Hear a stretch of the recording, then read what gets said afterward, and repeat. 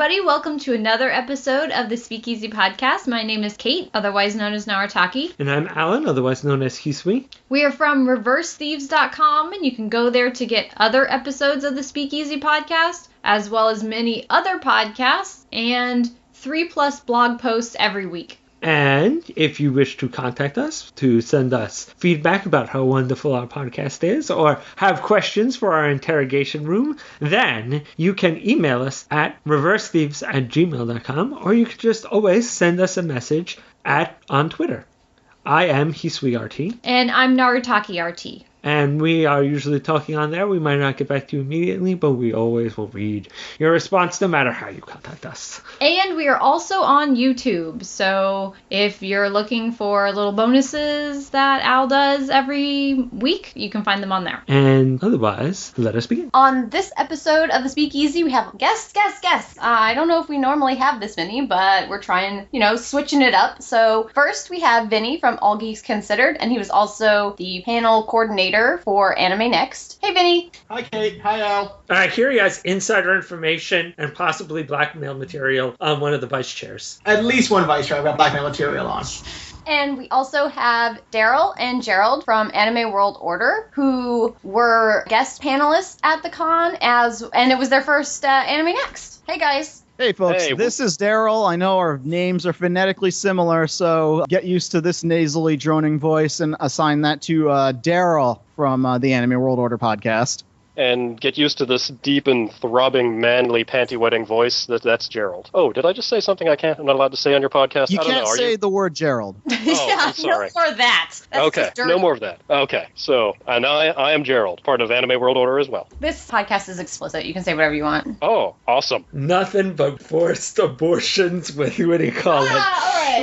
Wow. It's not necessarily full-on force. There's a random lottery involved, and it just kind of encourages like Artist people. Alley. It's similar. Yeah, exactly. It's just the winner is that you get a forced abortion to kind of keep people in line to stop having so many kids, because kids, when they grow up, go to anime conventions, such as AnimeNEXT out there in New Jersey. I guess the first question I want to ask, and I really want to know from Anime World Order, from you guys, this was your first AnimeNEXT. You've never, I don't know if you guys have been to any of like the East Coast mid-sized anime cons before. I guess you've been to Anime Boston, right? Yeah, the notion that Anime Boston's a mid-sized convention is kind of crazy. I mean, that's one of the 10 largest cons in North America, and there's like 18,000, 20,000 some people at that con. So that's like a small or a mid-sized. That's about twice the size of AnimeNEXT. This year at least. Year to year. AnimeNEXT. Yeah, I mean, you've been to Animazement, right, Daryl? I went once. That's correct. And Katsucon. Yep, once. So also. those are probably more mid-sized comparable conventions, I would suspect. Katsu is comparable.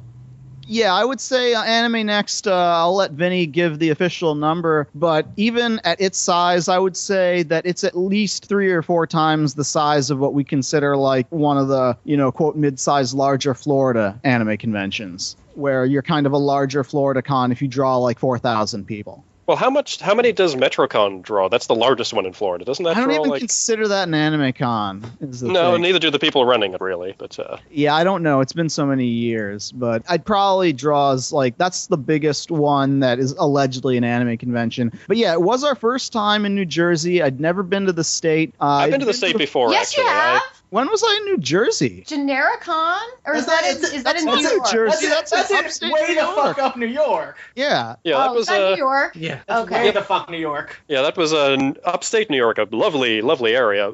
Yeah, I've been to New Jersey before. Did a quick jump over there when I was in New York briefly. But this was the first time that I have spent a sizable amount of time in New Jersey. One of my coworkers is from New Jersey. She told me what to expect. She's actually from like that area of New Jersey that we were in. So was it everything you hoped and dreamed of? Well, I don't understand not why New Jersey the state that you see driving down 95. Here's the thing: is I don't understand why New Jersey thought it was a good idea to put all the shittiest stuff right on the highway where everybody can see it, and put all the really nice stuff like off of the highway, like 10 minutes off the highway, like where we were. New Jersey's reputation is like this dirty city of industry because that's all that most people see traveling, to and from other locations. That's the the only part of Jersey anyone ever notices is like where, the Sopranos or whatever takes place. No, it's definitely a very nice convention sort of campus area, at least as far as like greenery goes. Yeah, I think we're used to coming into like Florida. Like if you fly into like Orlando, since it's such a tourist place, they want to put all the super nice stuff right at the airport. In New Jersey, I saw more, shipping containers than I'd ever seen in my life. And I've seen a lot of shipping containers. Like really nice, like outdoor grassy lawn areas with trees and all that stuff, and a shipping container. And a shipping container. It's in a shipping container. I think it's like from this point on, you're no longer in sovereign United States territory. This is where the enhanced interrogations take place, inside the shipping container. Look, nothing but trouble with Dan Aykroyd taught us that the Jersey Triangle is this evil place of desolation. And then outside of that is supposedly where Vinnie says there are beautiful parts of New Jersey. Same thing with Ink. Yeah, 20 minutes off the turnpike in any direction is fairly nice. It was really nice. I mean, the greenery was really nice.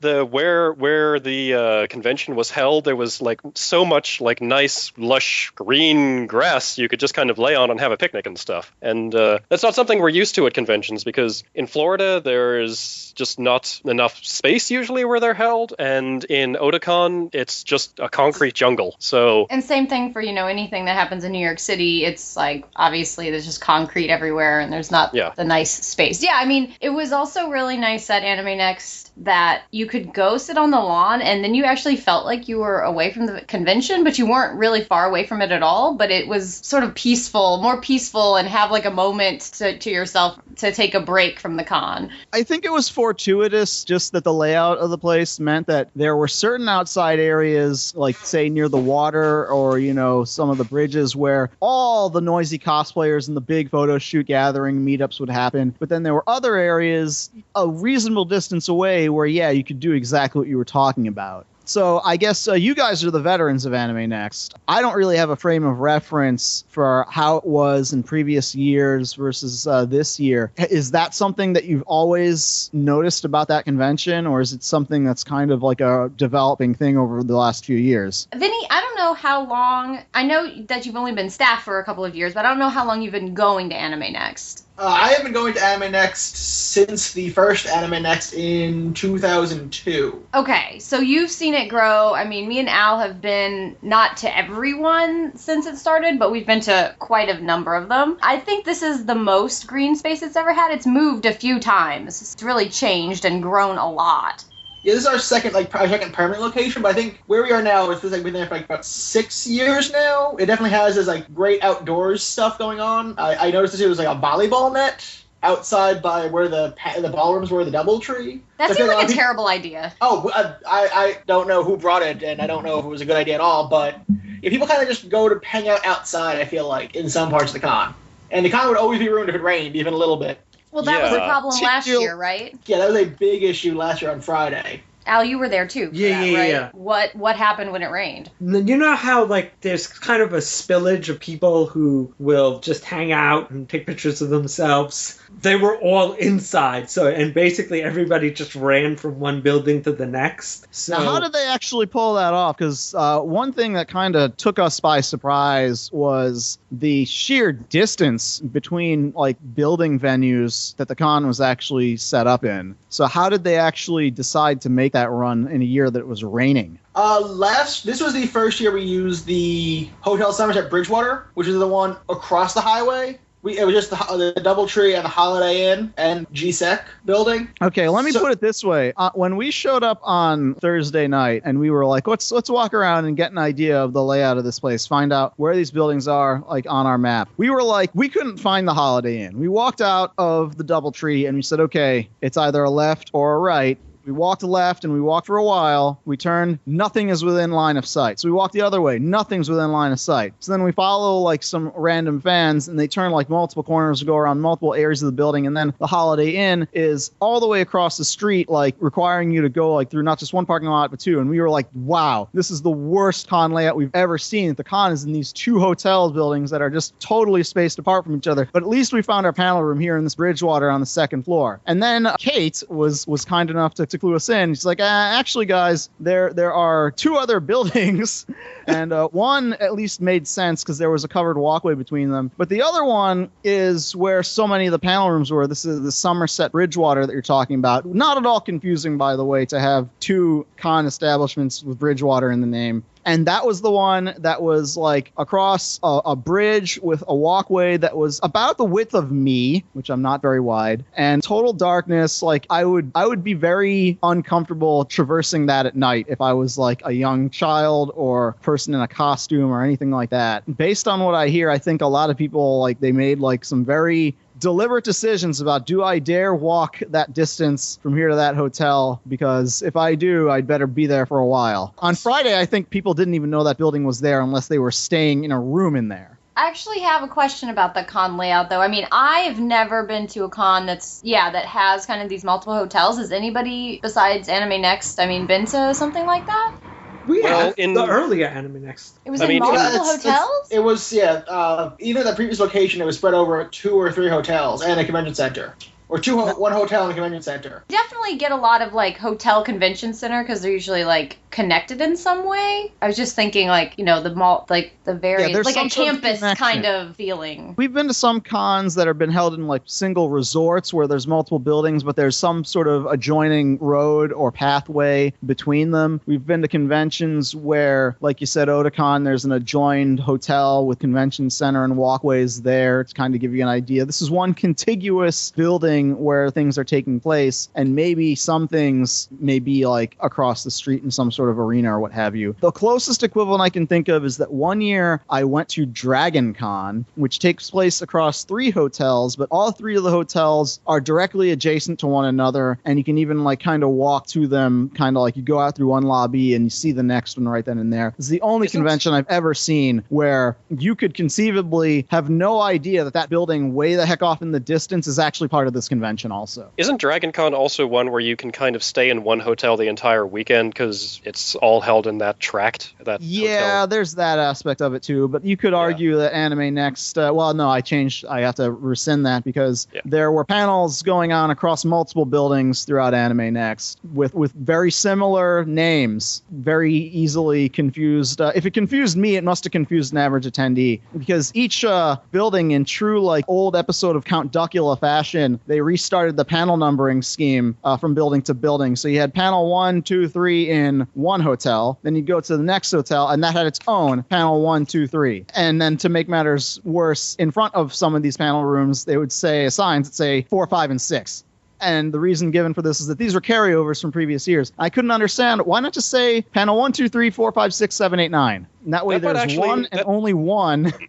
I mean, that might actually be a good thing for a convention like this, because if you see a panel that's in panel room 6, and you're new to the convention and you don't know, and you say, well, where's panel room 6? Oh, it's in a whole other building when it says panel room 1, and then you think you're in the wrong panel room, and it's just, you think it may have just been rescheduled or something. Right, you have to know, based on reading the schedule, that panel 1, and then DW, or panel 2, BW, or, whatever they are, refer to entirely different buildings that are a good, 15-minute walk apart from each other. Vinny, didn't you guys change something, from Friday to Saturday regarding panel names or panel numbering or something like that? The signs were changed to have a number taped open, so it was 1, 2, 3 in both buildings on the front sides. I wanted to know, what made you guys decide? I mean, as the person who's been to AnimeNEXT before, I know why you wanted to spread out to the Bridgewater, but can you explain sort of the setup of why that was necessary? The problem is we always try to have about 6 or 7 panel rooms at the convention. And if you remember in the past, we had some that were very tiny, that were fitting 20, 30 people in a panel room. And that's completely infeasible at our current size. So we decided to not use, there's some small rooms in the second floor of the Bridgewater that, again, fit 20, 30 people with tables and chairs, with just chairs in there. And so any panel would really get that many people most of the time. So we figured it would be a better plan to have 3 panel rooms slightly further away, and hope if we have good content there, people would go to them. I noticed, obviously Saturday is just a busier day in general, but it seemed like from Friday to Saturday, people had figured out where these other panel rooms were. Friday they morning, put up signs saying Yeah. this way to that. That wasn't there the first day either, to say like, oh, when you walk out of this door, there's at least something pointing that, hey, keep walking this way and there'll be more AnimeNEXT in that building over there. The signs for the other building did appear by the end of Friday, and it kind of slowly grew. Like, you could almost, like, for some reason, they didn't do it all in one go. They put, like, 1 sign, then an hour later, 2 signs, then an hour later, 3 signs. And it was like, it was growing. Like, they had planted little seeds of signs. But it was there by the end of Friday, but I don't know, once again, why they didn't have that from the start and why only 1 sign could be put up an hour. It was very intricate. It was union-based, Al. I see. Speaking of it being in the multiple hotels, though, I've actually never been to the Holiday Inn. I think the Holiday Inn is the one that houses the video game room and the video rooms. I have never been there, even though I've been to AnimeNEXT, I've only missed a couple ever, and I've never been there. We didn't go to any panels there. We did walk over there to check out the rooms. Well, there's no panels there. It's just or at least or video and rooms. that's a good idea to keep the video room a distance away from the rest of things, just because there's always that set of people who show up to park in the video room for 3 days, and that's fine. These are also people who like to wear the same costume for 3 days. Are you mean video room or video game room? I feel like game room. Okay. Game room. No one stays in the video room for 3 days. Yeah, true. Yeah, we went over there to say hi to some friends of ours. I think that was a good idea to keep kind of the video games in its own area. I mean, that's usually a good thing. That's what conventions have learned, because those people tend to smell really bad, and keeping them as far away from the rest of the convention is a good idea. So what's it like over there? I've never been. Well, it was definitely a Holiday Inn where if you round a corner and go down a hallway, there's a bunch of video game rooms.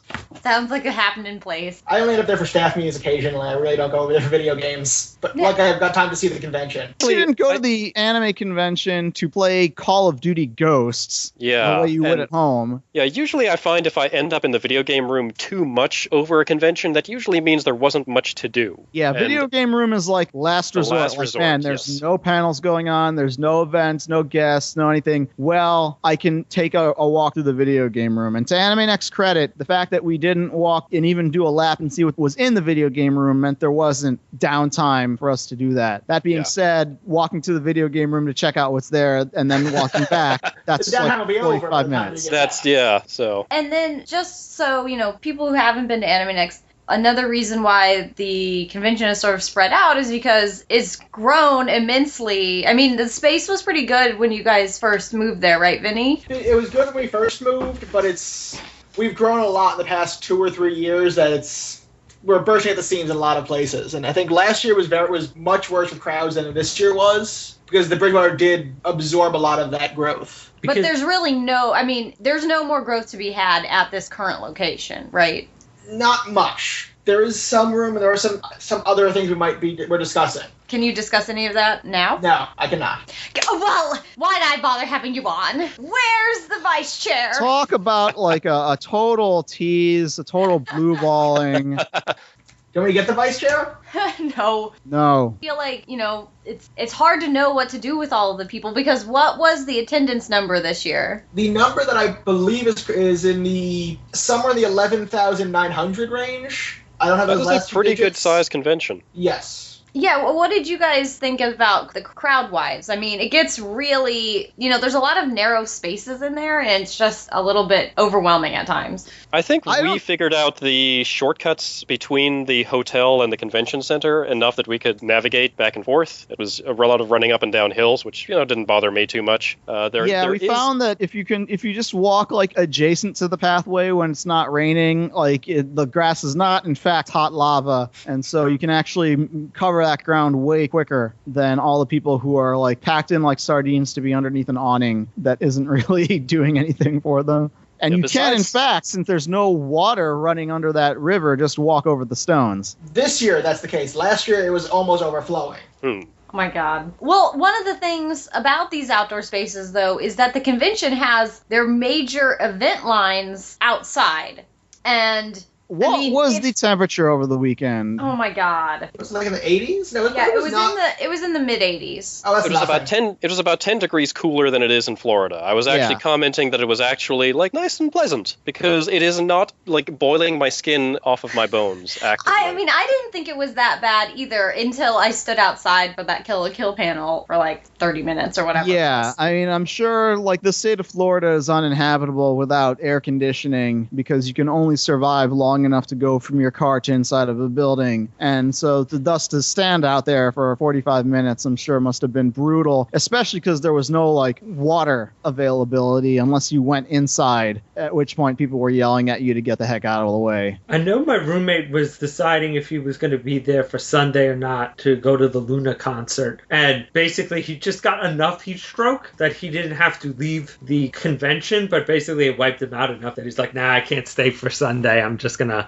go home and rest there. Excuse me, Aaron, you can't have a little heat stroke. It would be heat exhaustion. As someone who sees many elderly people in Florida, I can't even do the voice that I'm trying to go for anymore. But no, it's I don't know if there's been a convention in Florida where we haven't seen someone dragged away on a stretcher due to probably heat stroke. We usually assume it's heat stroke. Yeah, like that's when like heat stroke is like your internal organs are starting to cook. Yeah, heat exhaustion is when you're like, wow, this is starting to get too hot and I'm feeling lightheaded and I better sit down and get a drink of water, that sort of thing. That thing. Yeah. That. Well, also the funny thing about that was, so, we all stood outside for a really long time, and so everybody's getting really, hot. And then we all were packed into a panel room, and it, like, no the AC. heat from that was immense. Yeah, that was an unfortunate time for that particular room's air conditioning to die. That was the whole hotel's AC died over the weekend. The DoubleTree was definitely the main hotel for like the convention, I feel. The like. one that's connected to the convention center. Correct. I feel like anything that was in there had like some good visibility and people would show up to the things that were in there and that people could know to go to the convention center. I kind of thought that there was a whole lot more traffic in that building as a result, and part of it was just because of the distance involved in going to the Holiday Inn and especially in going to the Bridgewater. Like I never saw like huge amounts of traffic in say the lobby of the Bridgewater versus or even like the panel room, that one like main hall where all the panel rooms were, compared to how it was in the DoubleTree. One sort of sign for that is that some of the other guests, when they would have like things in that satellite hotel, even they wouldn't like fill up some of these things. They were pretty popular people. But I guess by the time Saturday came around, there was like enough, I guess, critical mass of like population density that I think everything was just pretty full at that point. So I'm sure AnimeNEXT is looking at how do we alleviate this, going forward. I don't know if there's an answer. It looks like they've used up most every room in the place, although we were walking around at one point and saw like a series of rooms that were like blocked off with like fumigation fans going and like signs saying, do not open this door, not even staff, because you will unleash like the spores of the Andromeda strain. So maybe those rooms can be used moving forward. I could be wrong though. I don't. What happened in those rooms? Is there like some sort of horrible water leak? I don't know. I'm not even sure what rooms you're talking about, to be fair. Yeah, I think we just encountered some like terrible mold rooms or something like that accidentally. So there was it's like a large ballroom in there that we couldn't use on Friday because another event had booked it before we got there. So we use it. I think we use it for karaoke or something over there. Okay. It's a larger ballroom, and we're gonna think about how to use space differently next year. Vinny, did you use it to sing Wasted Again in Margaritaville? I've never gone to karaoke at a convention. I see. I wanted to ask about the lines. I mean, what was your guys' backup plan if it rained? I don't know. I don't know if we're getting this stuff into the panel rooms. Con Safety is the ones who sort of design the plans. And speaking of that, though, I know it was, like, kind of confusing to people because there was room clearing, and then it was like, a surprise! Like, so what was happening with that? Again, that sort of is Con Safety's prerogative of how we do the lines, and for them it's far easier to get a count of the number of people in the room with having a room clear after each time? I didn't really mind the room clearing because I was able to get into panels. I know it's always You were. like How did you pull it off? I waited. Judicious lining up in advance, right? Well, I meant that like usually even if I got kicked out of a room, I still could get back in the room. Okay. Did you have like a press badge or something? But I didn't use it generally. What was the reason for that? Because like if I was the one standing out there in that 85 whatever weather for 45 minutes, I'd be like, man, I got to use this press badge. Well, not all of my friends have press badges, so. Oh, you can't do like a he's with me? Worth a shot. I mean, as long I don't feel like if I can get into the panel, I don't mind waiting. I only use it when necessary. I see. Well, for what it's worth, I don't even know if it would have worked because we had guest badges, and nobody at this convention had any idea that not only were we like supposed to actually be there, but we were legit guests at that convention. Not like a featured guest or anything. We had the exact same guest badge as like the other real deal guests did, and we were in the program guide with our pictures. We were even like brought on stage in opening ceremonies, which they probably should have brought us on first as opposed to last after all the big heavy hitters and the stars came out. And nobody in front of these doors had any clue who we are. Even if I was like the next panelist or even whatever, it's like, oh, you can't be in here. You can't be. It's like, I'm a guest. No, you can't. Go to the back. And like even with Vinnie next to me, who is like staff of everything, they'd still take like 2 or 3 tries to be like, oh, okay. And then like a lot of times they'd still like ask to see my badge and then look at it and investigate it and then say like, oh, here's his 10-point font. Yeah, this is guest. Maybe it's not a forgery. And you've got like, the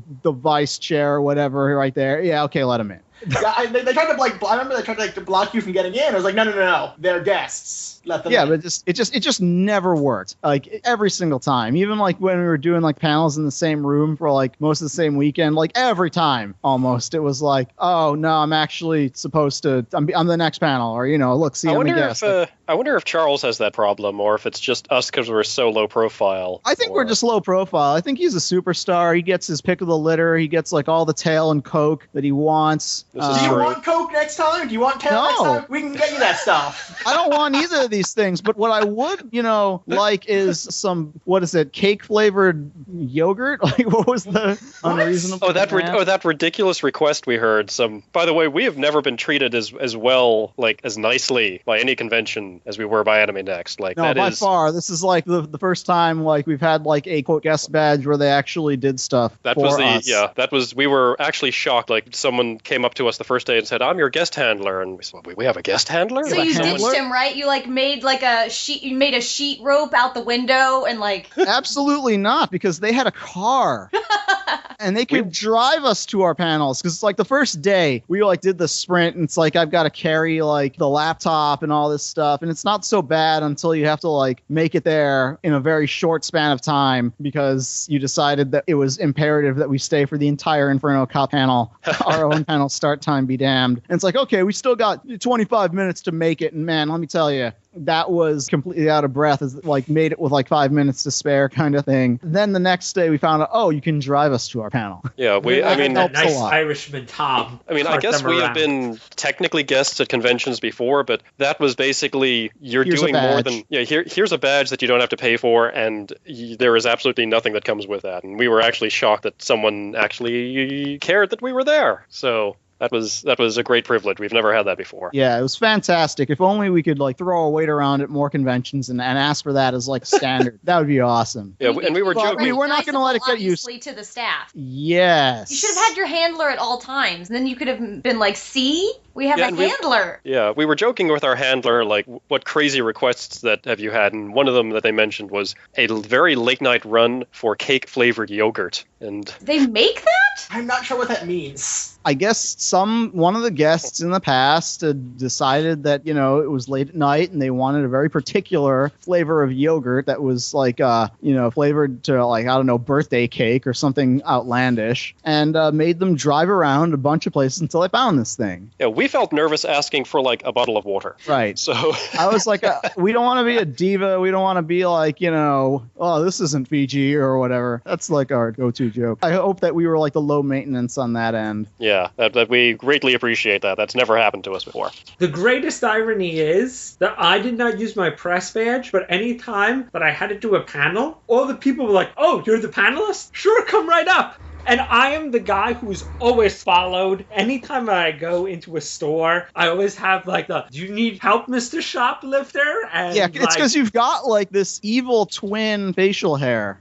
I'm This is true. always never oh, you're not allowed in here even when I am. I'm always stopped by security at the building that I work in. I'm just always stopped. But at AnimeNEXT this year, everyone was like, come through, good gentlemen. Maybe you look like a dock worker. Nice. Maybe it's like, oh, you must have the connections. I don't know why. Mendes sends his regards. Only when it's ironic am I treated nicely by security officials. Because this is your second year as panel coordinator? This is my second year as panel coordinator. I don't intend to do it next year, mainly due to school reasons, not due to... on Sunday, I was like, man, I'd love to do this again next year, but I need to write a thesis instead. What is with all this responsibility everybody has? Loser. I will still be involved with the convention, hopefully, and I'll probably be able to have some say in changes like that, but I think one change that I was thinking of offhand, I do want to have different screens in the Bridgewater. I think they were too small for those rooms. I don't know if you guys felt the same way. No, you're definitely right. I did notice that for a lot of the panels where people were showing video, the screens only being in one corner meant that the opposite corner, people would usually not sit there even as a last resort. They would still rather stand up and be along the edge of the wall because, the angle at which these chairs were situated wasn't with regards to where the screen was. So the best workaround is to just put screens in each corner and have double projectors.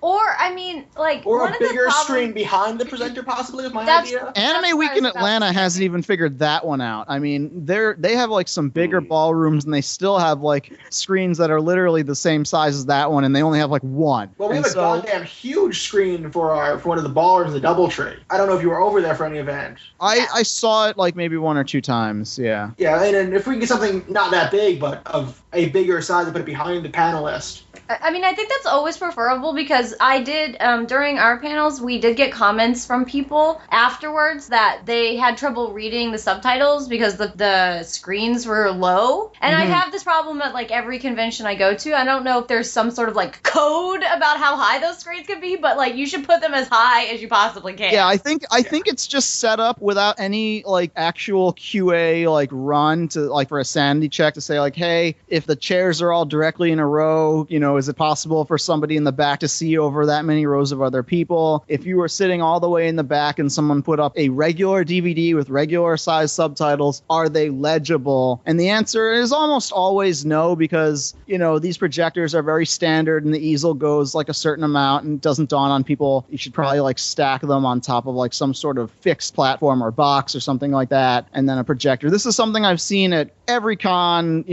of any size that I go to. This is always an issue.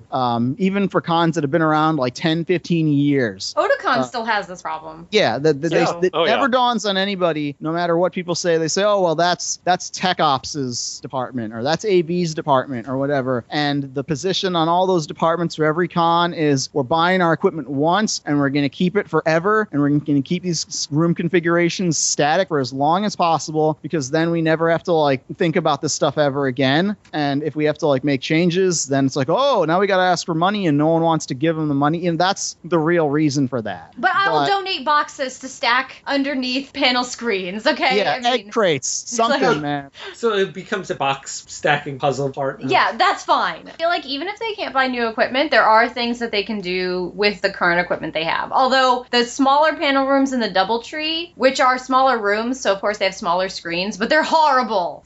And those projectors are horrible. So we couldn't even we had a panel over there and we couldn't get the projector to project the full size of the screen. It was half the size of the screen. So everything, I think people really couldn't see what was on our slides and things like that from stuff like that. But I know that the older equipment is in those smaller rooms, so. Yeah, also I think that there should always be a reassessment of what do we have, what still works. Oh, we got the second half of my convention that closed down in, the early 2000s. Don't you guys still have a lot of stuff that you borrowed from ShoujoCon? At least when I started at the convention, there was still projectors that said ShoujoCon on them, and I think, again, that con closed down in the early 2000s. So yeah, some of the stuff, and it only gets used once a year. So right. You forget about it in that meantime, sadly. Right. I mean, I don't think we expect anime conventions to be upgrading to HDMI anytime soon. That's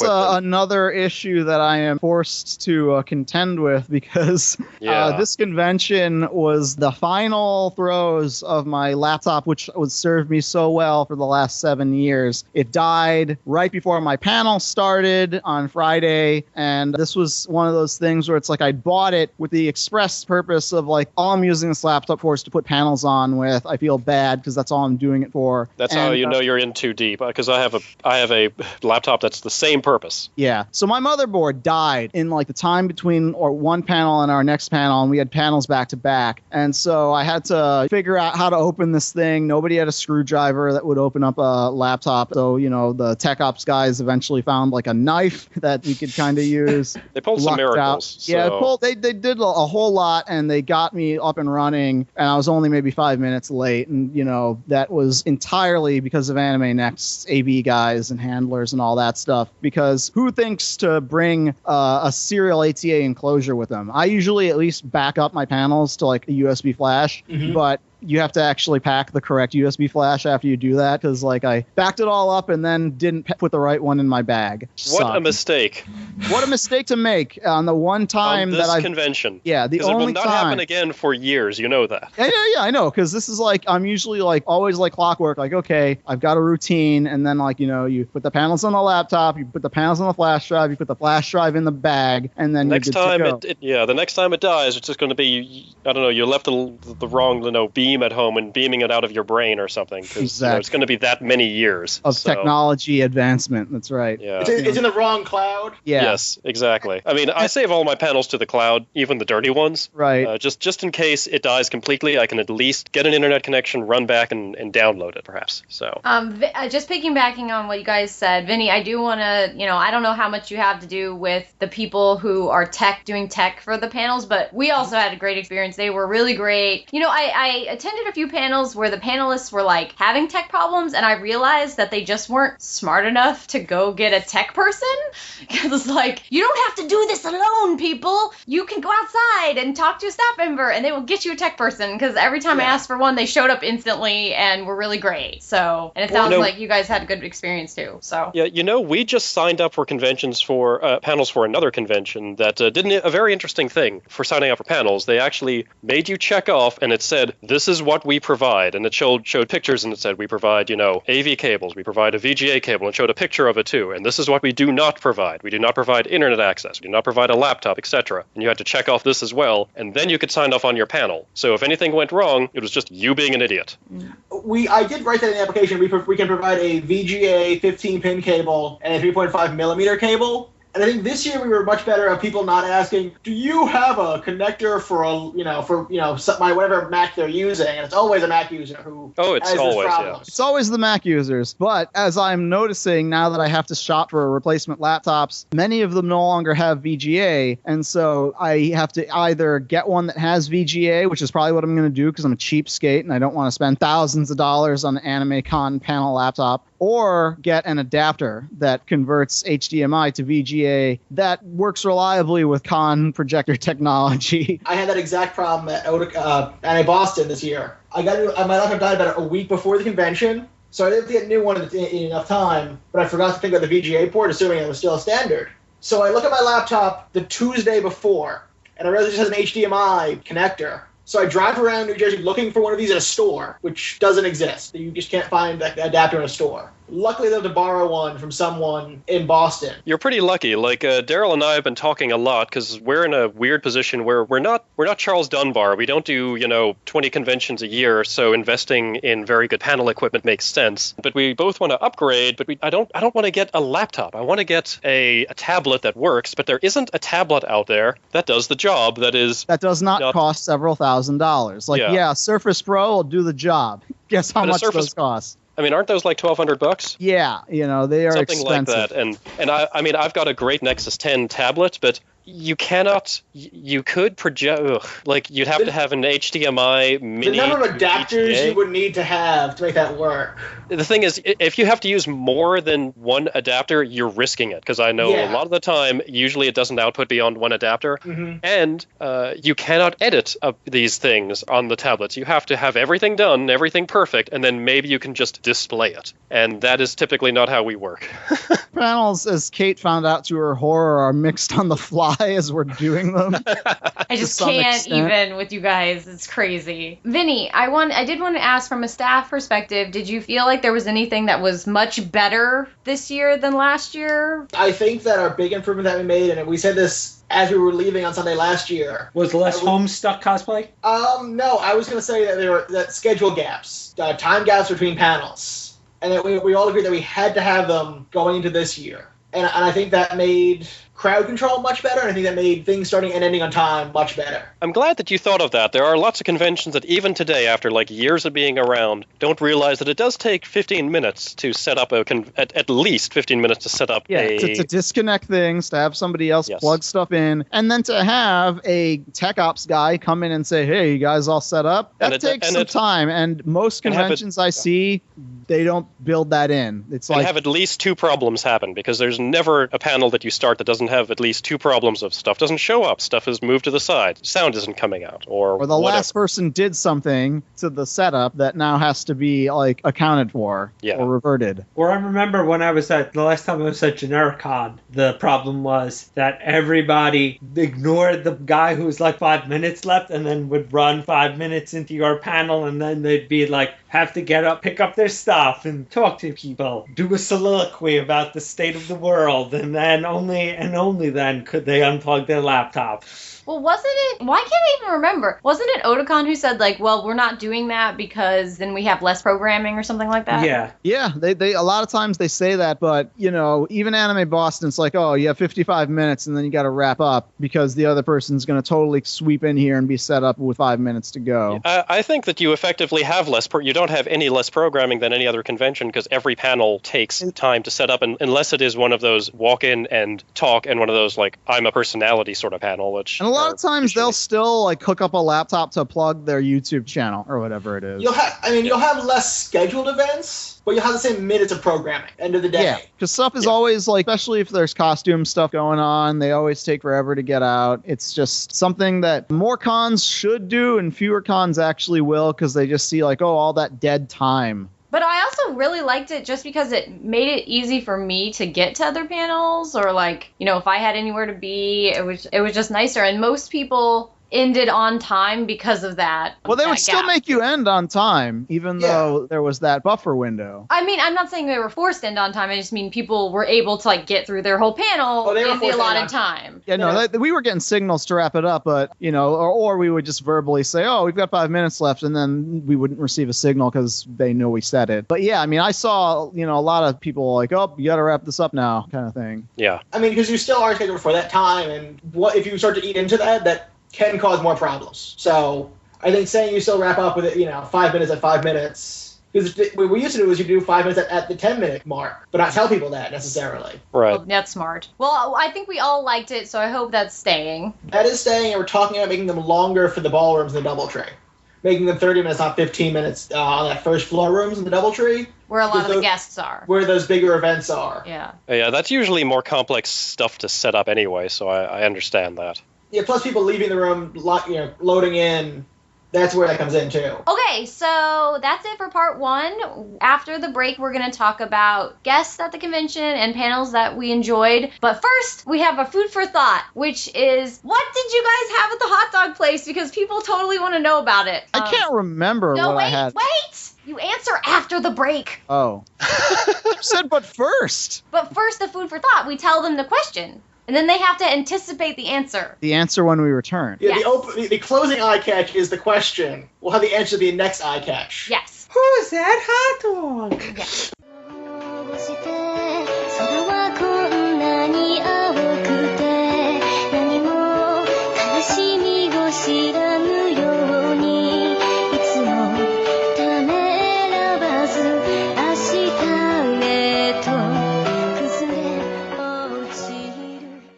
are back from break, so now we have to talk about Destination Dogs, where we went to eat on Friday night of AnimeNEXT because it was amazing, and it was Ink's idea. He's not on the podcast, but it was I him. almost turned around and walked away once I heard the live music, but we were like, this food's going to be worth it. And Excellent it totally food. was. Excellent food, atmosphere, I can do without. But excellent food. Yeah, the music was too loud, but I mean, they had just this menu, and it was just all these different hot dogs and like all these different meats. It was amazing. I've got photos of these dogs as well, so these are impressive. Did you let them out? I let them into my stomach. Who. I But hate all of you. why the hell does a jazz band have to play that loudly? You're playing fucking jazz. You're supposed to be ambient, nice background music, you assholes. But anyway, that's. And we were as either far way. as we could get from the music, and it was still like. Had to yell at the person right in front of you, and they still couldn't hear you. I have a deep, seething hatred for places like that. Yeah, most places, if I see like the live music playing, it's like, let's find somewhere else. The hot dogs at this place were definitely something special just because like everything was made out of like weird meats on the premises and all that. And the hot So- dog buns, they made their own buns, and they like spoiled me. I want to eat those hot dog buns all the time. Yeah, I'm looking at because these they were- buns. They were like a thick, like Texas Like pita toasty bread, garlic kinda, bread yeah. sort of thing. Not pita bread. Not pita bread. It was like Texas toast, garlic Texas toast, or something Yeah. like But that. soft, you know, it didn't get like, it wasn't. It was like bread. They had to be yeah. indestructible enough to be able to survive containing the hot dogs with all the stuff they put in them, because regular hot dog bread would just dissolve Yeah. in the face of this onslaught of the various offerings that they gave. So what But it did was- everybody have? I did not have the snake, nor did I have the alligator. Our reason for not having the alligator is that they serve alligator in Florida kind of normally. It's not Yeah, it's that alligator different. bites are kind of a normal appetizer you can get here. Yeah, I had the pulled pork one where it was like a dog with pulled pork on it. I'm generally a fan of barbecue in general, so I dug what I got. Next! I'm looking at the dog that I ate, and I can't even remember what it. Was that there the was, Minnesota? There was looks like there was some cheese of some sort, some bacon, some chives or onions, and I don't know what type of dog it was, but it was quite delicious. So you basically had a loaded baked potato on Oh, a... yeah. Something like that. It was quite tasty. Wait, the Minnesota, the breakfast sausage with fried potatoes. Oh, no, that was me. Okay. Yeah. Yes. Yeah, you had the That was breakfast like- hot dog. Yeah, Kate's was like the ultimate, like, I didn't know that was allowed hot dog. Yes, because my hot dog was a breakfast sausage instead of, like a regular hot dog. So then it had fried potatoes and a fried egg and bacon, and it came with maple syrup. It was amazing, you guys. Yeah, it was so good. Did you know, listener, that you can take your hot dog and dip it in maple syrup? Or You just know slap now. an egg on it. Just put a whole egg right on top. Yeah. You should do it. You should do all of those things. Yeah, it was quite good. I mean, it's good that a place like this. I guess we were in the college area of town by Rutgers, I guess, or something like that. Arguably, this is the not college part of town. This is the more young professional side of town, to be fair. Okay, I guess we drove through the college part of town then. So. Yes. That's yeah. why there was Okay. jazz music, because it was the young professionals. Okay. Al, Yeah, what did because- you have? Oh, I had the snaky one because it was Viper. I thought it was Python. Python, yes, you're right. It was that was kind of crazy and It had lots of jalapenos and stuff, so I was happy with it. It was very spicy. It was good times.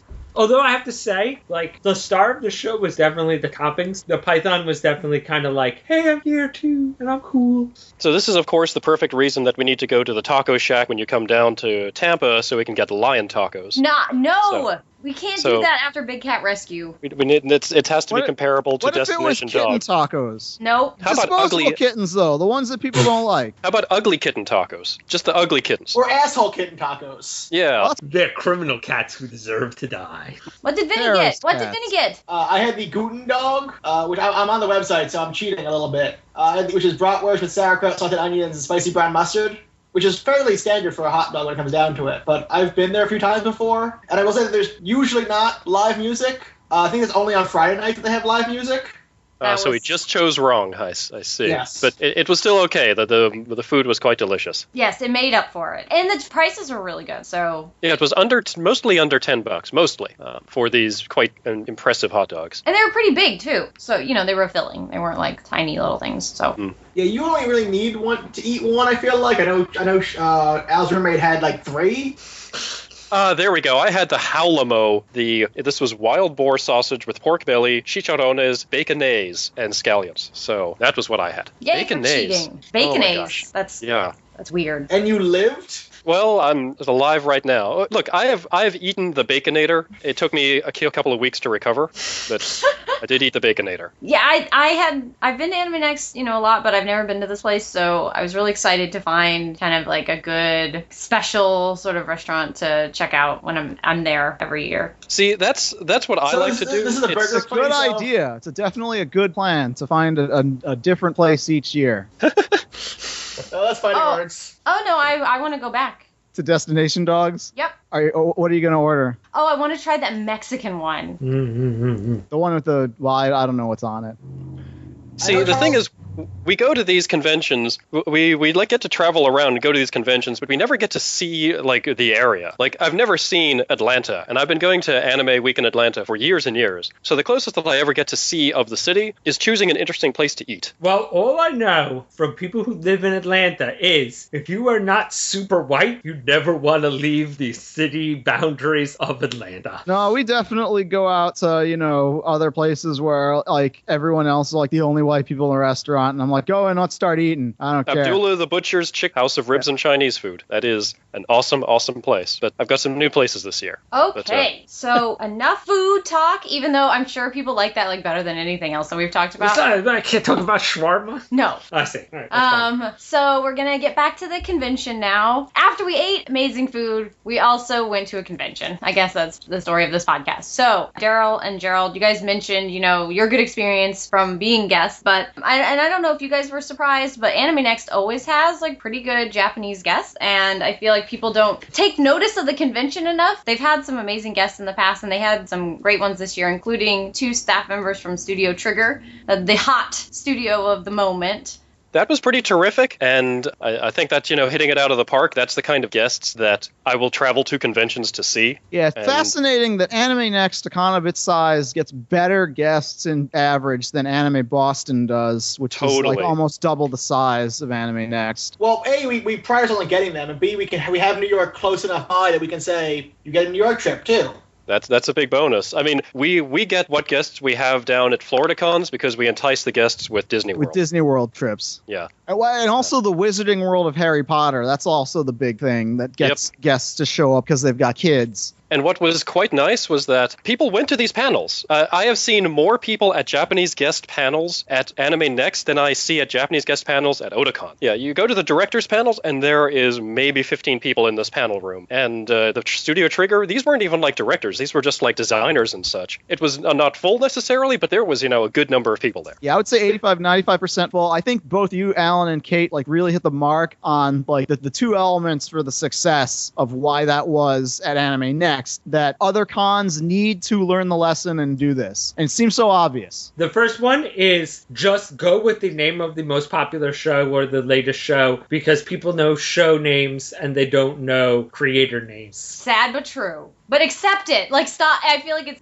it's terrible. It sucks that people, except for a handful of creators, don't know creator names. But it's something you just accept. Mm-hmm. Yeah. This is the way to establish, like, here's how you associate the name of the creator with the title that you like, is you put the panel name of hot title series that is popular right now with Japanese name you've never heard of. And people will show up just because it's the so-and-so panel. Like, and you could bring, like, I don't know, maybe Akiyuki Shimbo is a bad example, but if he was just a guest and they said Akiyuki Shimbo panel, yeah, the Maniacs would show up. But if you had like whatever his biggest show of that month is, because he makes so many freaking shows, that would draw way more people. And so AnimeNEXT was smart. They had Kill La Kill with these people, and so everyone showed up for the Kill La Kill panel. Yeah, and I was very happy to see that it was a heavily Inferno Cop panel as well, and the audience was familiar with Inferno Cop, so I was... Yeah, at first they did a room clear, and it was just like about like 4 of us. It was like me and Gerald and like Ink and, 1 or 2 other people, and I guess the Japanese people figured, yeah, this is about the size of everyone who's into Inferno Cop, and then they didn't realize there was like a line waiting to get in. So that was awesome because they realized like, oh, thank goodness that people in America understand Inferno Cop, even though nobody in Japan cares for it. That was great, and there was even bleed over too. Like I really was not familiar with this clothing line called Galaxy. and they were guests at the convention, and I found out, they did these incredible, anime shirts. They did Inferno Cop shirts, they did a Daikon shirt that I got for, $75, but I'm never going to see it again. And they did, Dirty Pair shirts and such, and, I was interested in finding out more because they were kind of tagging along with the Trigger guys. And so, Vinnie, whose idea was it for naming the panels that way? I'm going to give credit to our guest department and our vice chair of live programming to do that. I know the live programming vice chair wanted a Inferno Cop panel specifically. I think that was why the naming happened. That level of success is that we will push our guests to name their panels if we can have them name their panels that way, instead of it just being, Rintaro. It'll be some name and something in front of that. Yeah, no one's going to know who the hell Rintaro is, but they're going to know Kill la Kill or whatever the show is. So I thought that was terrific, and I mean that's exactly the type of guests that I think conventions should strive for. And I'm glad that the culture of the convention does get people to come to those panels, because Otakon just doesn't seem to have that culture, even though they will have those guests. There's just not a culture of let's go see the original creator. I think honestly it would just go way better for even a con of that size if they just led the panel name, so that if people had the printout, because not everyone's got guidebook and not everyone even who has guidebook is willing to read the descriptions, just have that opening title be the thing either that voice actor or that character designer or that storyboarder or whatever is best known for, and have that be the title with so-and-so in it. And or a couple of titles, if they've done a lot, maybe they have a couple of big ones or whatever it is. Yeah, right. I mean, certainly they may not be forced into restricting it to just one show discussion, but it did seem to work out, and at least it worked out for Trigger that they had material to show at the panel, because I guess they only started to run out of stuff at the end and be oh, what do we do for the rest of the time, and open it up to questions. And I always there's last resort. It's the most brutal time to be an anime fan when you're at the Japanese guest panel and it's Q&A time, because that's when you see the worst of what anime has to offer in America as far as people, because you actually get people standing up and saying, how can I make anime? Or I've got this thing, can you take a look at it and tell me, can you make it anime? Anything you make up as a hypothetical is a real question they ask. You guys were mentioning at the Comic-Con you went to the people at the Sonic the Hedgehog panel, or can you add my fanfic character into this series? I think it'd be a really great idea. The best part was it wasn't even his. It was just some other one that he I've read this morning. So I read a thing of it and it was really good. You should add him as a canon character. How does that person sit down and form this question and think this is a good question to ask? What sort of level of inability to communicate with your fellow man do you have to be at to think that is an appropriate question to ask? Otaku level. Sonic fan joke here. Yeah, otaku level. That's the answer I'll give. But really, the way to get around it is the same way that a lot of cons are hesitant to do, and that's to spend some sort of manpower investment and not allow people to ask their questions directly to anybody during these Q&As. Have them go through a screener, a filter process, where before it's said in front of a microphone, in front of a room of people, say, ask the person to this, and then they'll write it down on an index card and then read the question afterwards. Just because I found that most people, who put up their hands to ask questions at these sorts of things, they just want to talk to these guys, and they don't actually have a question, so they're just going to start saying stuff that they know and hope they formulate a question in their head as they're talking. That's why you get the hi, I have a question in 3 parts, in so-and-so episode, whatever,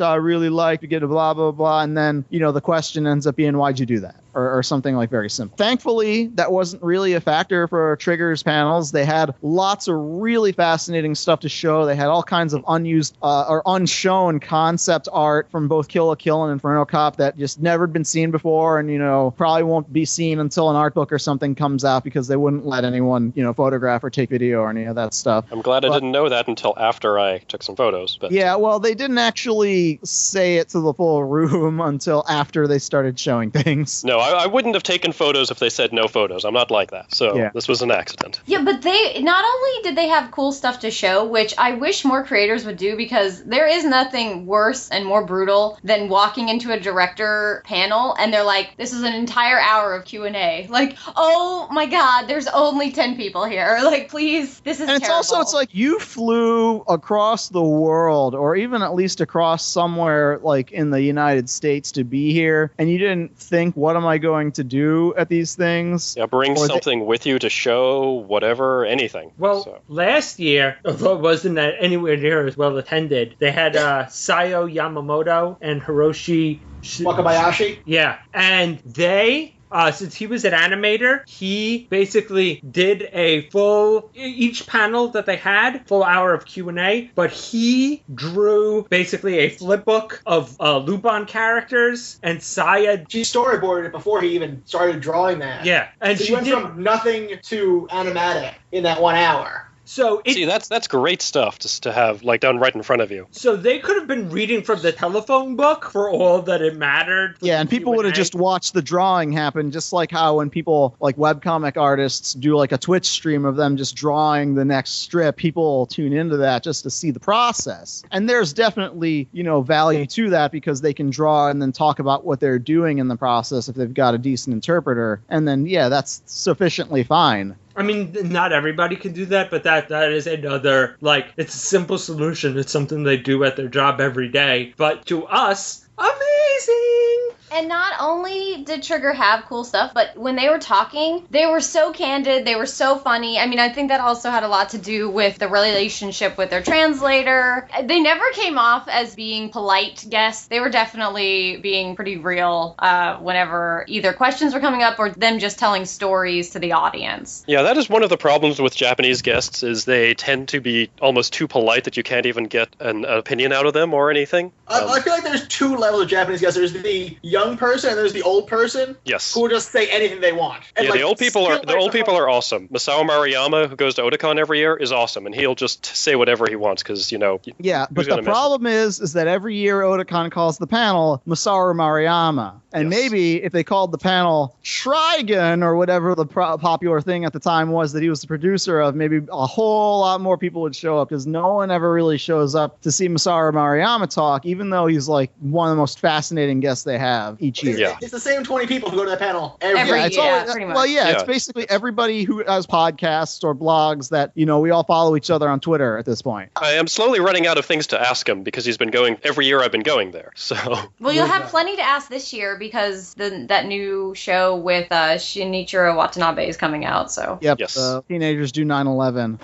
It's not enough for Bush to do 9/11 anymore. Now the teens are getting in on the act. But yeah, the things they talked about, like Inferno Cop, was absolutely fascinating, and they were very just candid about it, and it was terrific. So it was terrific guests. I loved them all around. The only thing I will say is I was surprised how many of them were big American comic book fans and how much it seemed to... I mean, they obviously were fans of anime, as Kill la Kill will show you, but man, it really seemed to pepper their work. Oh, yeah. That is the power of when you can make comic book movies that make $800 million around the world. And even though those movies don't do well in Japan, I guess being nerds, they will go and see them. It at least seeds kind of, the awareness of those things. But they were not just fans of the Marvel movies. They were fans of the comic books pretty deeply. Well, what I'm saying is that one can lead to the other. Yes. And I think it's interesting that they were also almost specifically Marvel fans entirely. Yeah. Well, those are the only watchable movies. So. Yeah. I like the DC movies, some of them. Some of them.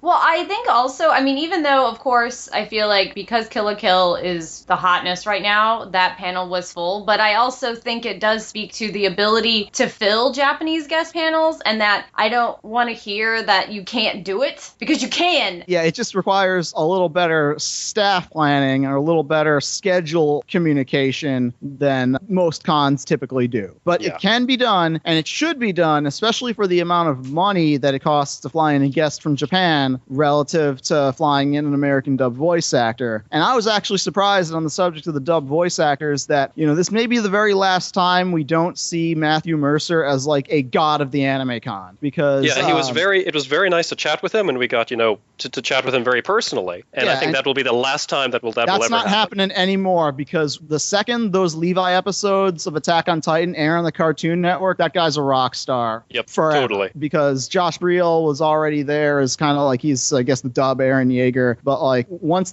those Levi fanatic girls get in on this, it's over for that guy. He's like, Vic 2.0 is my or whoever that. Well, Troy Baker would have been, except he cashed out and is now like, Nolan North 2.0. I just wanted to sort of push the point that, like, I hear a lot of cons are like, oh, well, we'd rather just get dubbed because those panels fill up, and Japanese guest creator panels, like, they don't fill. But the reason they fill up is because people know how to associate those dub actors with the popular title that they like. Yeah, I just want to, like, emphasize, like, I don't want to hear that ever again from anybody.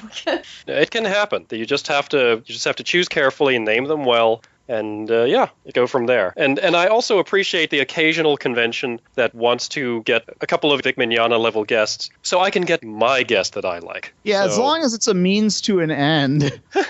Oh yeah, I'm not saying don't have them, but don't have them. In fact, I suggest have them, because usually those guests will generate enough money that I can get my guest, my Japanese director or whatever. I mean, like one year at Otakon, there was this one guest who I'd never heard of, and I found out later that not later, but like at the convention, that he had designed a bunch of mecha for, and was like an artist for a lot of like model kit boxes, and he was an awesome guest, and I'm so glad that they got him. But I guarantee you that his panels were not full at all. Well, yeah, because who the heck's ever heard of, Hidetaka Tenjin? They said Macross Gundam box guy, at least, the crazy mecha people would have shown up, right? It would be half full, more than, 10 people. You had a row full. But I wish we could have interviewed him longer, because he was great. But, those are the examples of guests where, if you name it a bit differently, it would have probably gone a bit better. I feel like even studio name goes better, because the satellite panel at Otakon, I feel like was more full than some panels have been. Oh, yeah. And I mean, I guess some studios just have that recognition. Yeah, like if you had like the Gainax panel or something like that, I'm sure, and like that's like a studio people know. If you said like the Studio Ghibli panel, you'll get like your crowd of people. But there's few and far between. Like the Studio Nue panel, no one's going to go to that. I will go to that.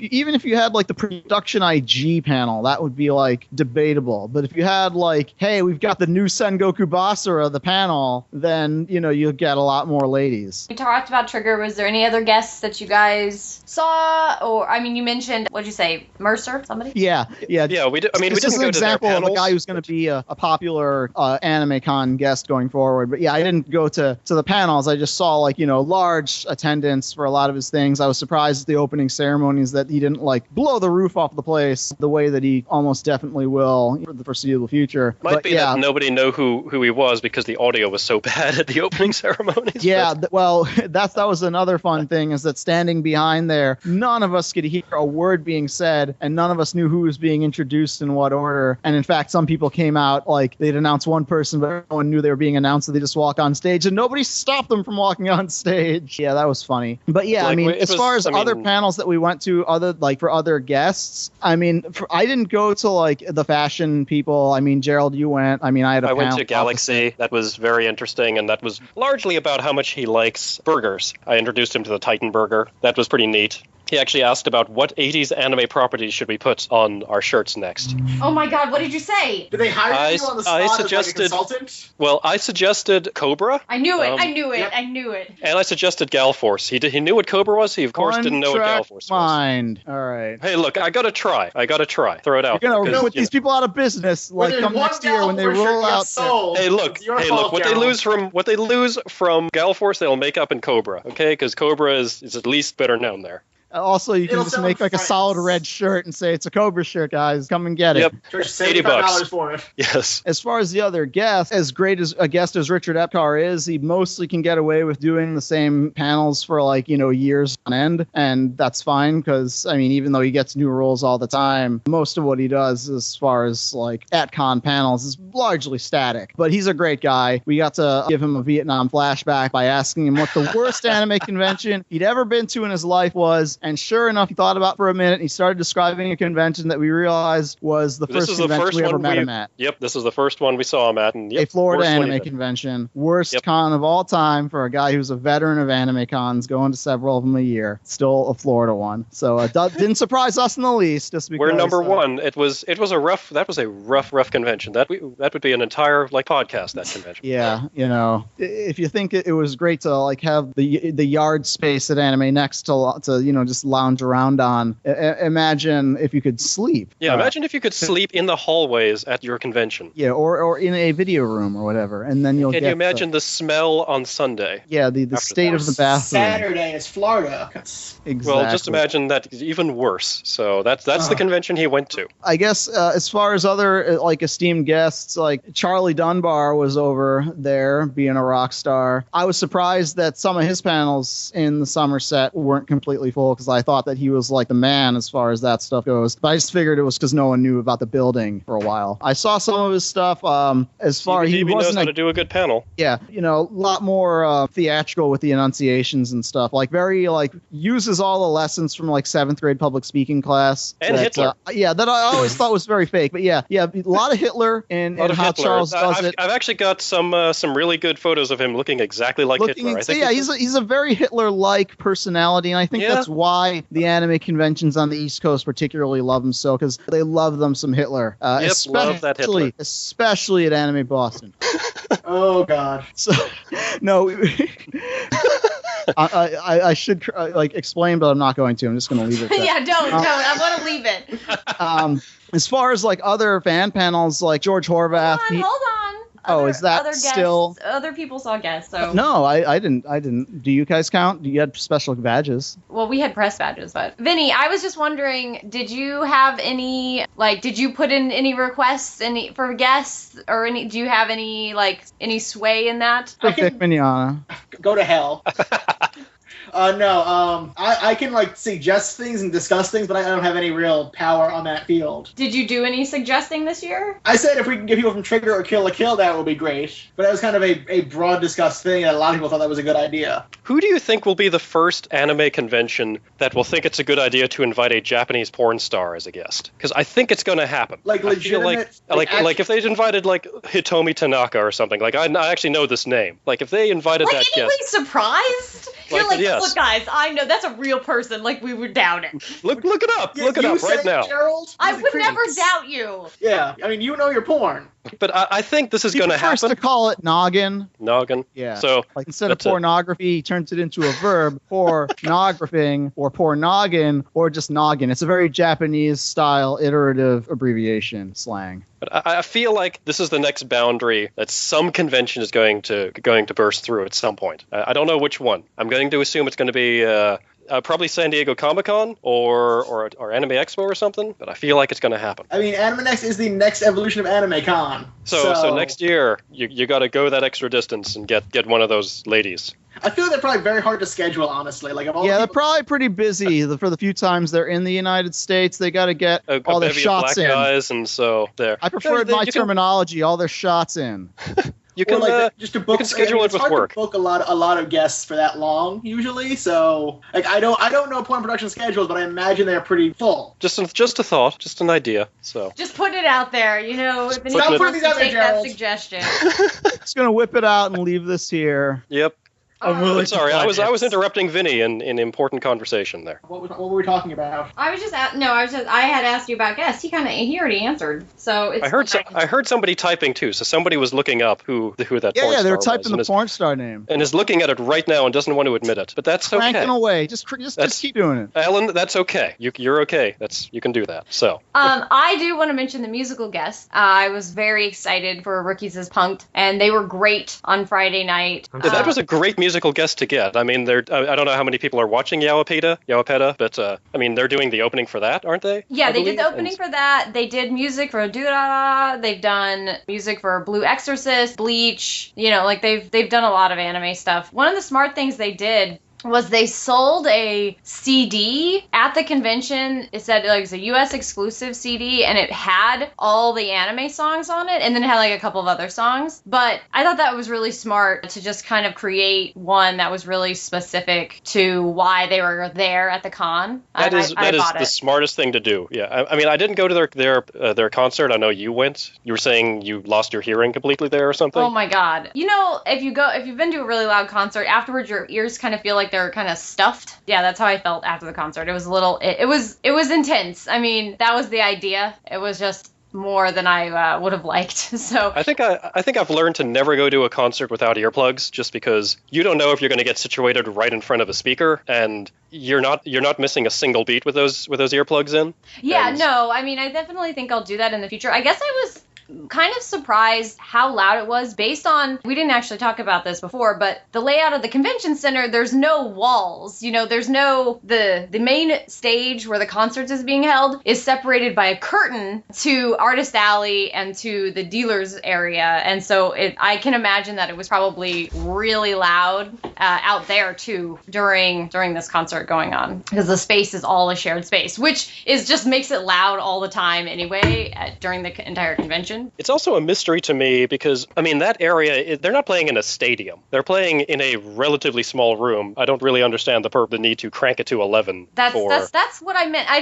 That's kind of how I felt. But everybody, when I said that, everybody was like, Kate, it's a rock concert. Why didn't you bring earplugs? And I was like, no, guys, you don't understand how loud it was. Imagine if you were like a person who was situated in Artist Alley. Opposite, because I mean, again, there's no walls. There's the only thing separating main events from like dealer's room and Artist Alley is like a black curtain, effectively. So I mean, you know, those guys must have just, you know, been getting the full brunt of that like all weekend. So yeah, that's what I sort of meant about how loud it was. I mean, yeah, I definitely, and I had such a great time at the concert. I was hoarse afterwards. Not as hoarse as the wonderful people behind us, but yeah, well, you always got to have somebody screaming and yelling behind you. But yeah, I had a great time. They were really great. You know, they didn't do a lot of talking. They played more music. So that was totally fine by me. And Al, you went to the Luna concert, right, on Sunday? Yeah, that was a lot more, you know. Crank to 11 metal, right? Yeah. That's her style? Yeah, okay. It was like totally death metal. Oh, okay. Baby metal, in fact. Has she done any anime stuff? I wasn't familiar with her. She's done, well, obviously, she's done a lot of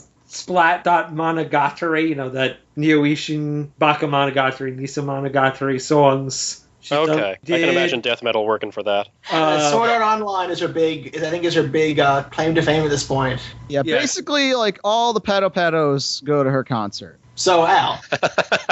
And she also did a Fate Zero ending. Yeah, I know. That's the only one I knew, only because of you and Shad. But how was the concert? Oh, it was fine. It was a nice way to end out the day. It was, once again, like a lot of the Sunday cons. Like, if they have a Sunday concert, it's usually a more relaxing one. Sat in the back. There were, you know, people in the front with glow sticks and the such. And I was like, you guys can go do that. Glow sticks at a death metal concert? Yeah. It doesn't seem appropriate to on a me. Sunday afternoon? We're just gonna keep going with this death metal angle. Just keep it going. The only thing was that her ending was from the second part of Sword Art Online. It reminded me of how that show totally just went. Well, yeah, the people there were there for that part, and they were fans of that part. The pedos. That's right. One of the things I liked about the setup for the concerts was there was no seating in front of the stage. It was all standing room only. So kind of from the stage and directly back, there was no chairs. And then there were only chairs on the side where there were screens, but you could still see the stage. And I thought that was a smart setup for the concerts. I can see that really working for the... I couldn't make it either of them. I can really see that working for the Rookies as Punk concert. I think that would have that same...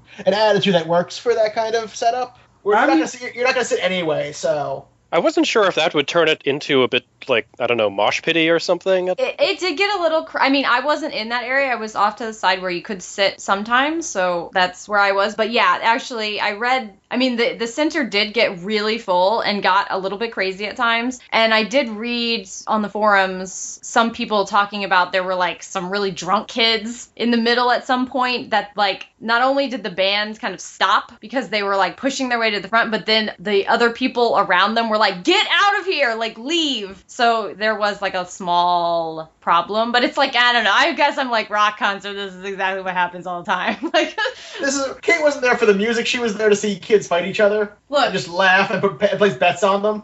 Oh man, next time. She puts on her eye patch and has a book. But yeah, so I guess it gave it more of a concert feel, and I really liked how it felt like more of a real concert, because the space was small enough to feel that way to me. And the Luna concert kind of had the same thing, because you had all the real true otaku in the center doing their choreographed. Oh dear. Yeah. So once again, why I was off to the side. Plus, I felt like in the back, I could clearly still see her on the stage, but I could also see on the video that accompanied it. And basically, if I wanted to watch the video, I just turned straight ahead. If I wanted to watch her on the stage, I just turned my head to the left, and everything was good. Did she have any panels where like those people who like assisted in newer choreographed dance tried to ask her questions in their impeccable Japanese? I'm sure that they did, but I did not go see it because I like the way she sings enough to go see her concert, but not enough to see horrible Q&A with her.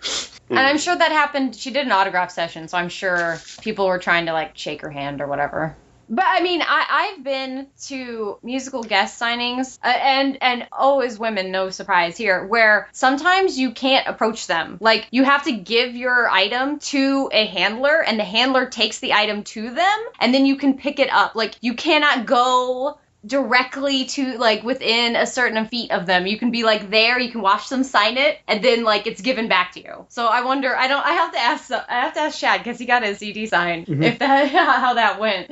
Are Japanese fans that bad that they have to do it that way? That's well, I've mostly only heard with like women seiyuu and like idols and stuff. Yeah, I guess. You know, people try to touch them. Like, not like grab their boobs or something, but like they just want to like, like touch their hand. Get a lock or of their hair. Them. Like, I guess there's problems. I imagine it should be like a prison was like a window between them and you just push things through.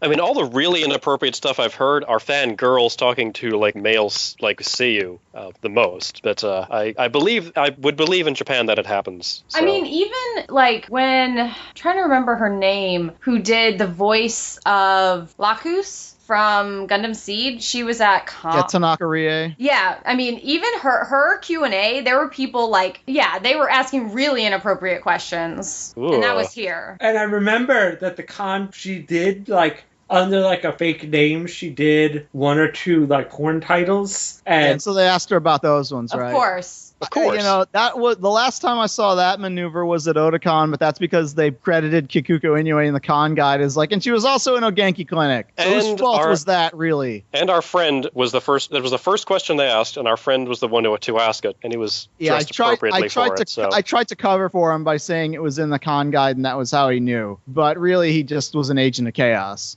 Because you shouldn't let random people ask questions to the Q&A. They should go through a friggin' screener, and they never learn this lesson, even though this scenario plays out year after year, con after con. Well, in all honesty, I've stopped going to voice actor panels because what the hell are you going to ask them? It's very, There's very nothing you difficult. can ask them. You know, everyone like thinks you can be like the James Lipton and be like, "What's your approach in the booth?" And it's like, please, I'm not an actor. I don't even know how to like meaningfully like follow that up. Yeah, there was one really good Japanese voice actor panel I've been to. It was at Otakon. He was an older gentleman. I know the fire alarm got pulled. No. He did, not a Saint Seiya, but one of those. Oh, no, he was one of the, like, gold saints from Saint Seiya. And he had just been in the industry so long that, like, no fucks were given when he's like, yeah, so this is how they exploit young voice actors nowadays. And, like, this is, like, how the system was corrupt back in the day. And, like... See, that sounds like an awesome those panel. Those are cool, because, So. I mean... And again, that was an old guy. So and he was just like, what? I mean, he's got his, he's set for life already. The young guys, none of them can say, like, this voice director was a shithead or anything. Like, they have to be nice to everybody. Every job they did was fantastic. They love every character. They love every show. There's nothing they can say that's interesting. Yeah, like, when I went to Animazement the one time, Akira Kamiya was there, and that's like the the only con he ever goes to is Animazement each year. But I mean, he's another guy who's like, I'm untouchable. I have my own like studio now where I train other voice actors. I can do whatever I want. So like, you know, a lot of it was just him saying like, here's the voices of things I did and here's how to do that voice. And he like tries to like get everyone in the audience in on the act of like, you know, how to yell like Kenshiro and all that stuff. So that's kind of cool. They have to be older voice actors. Like I know the voice of Piccolo. I forgot his name. Yeah, Toshio Furukawa. He was at AWA.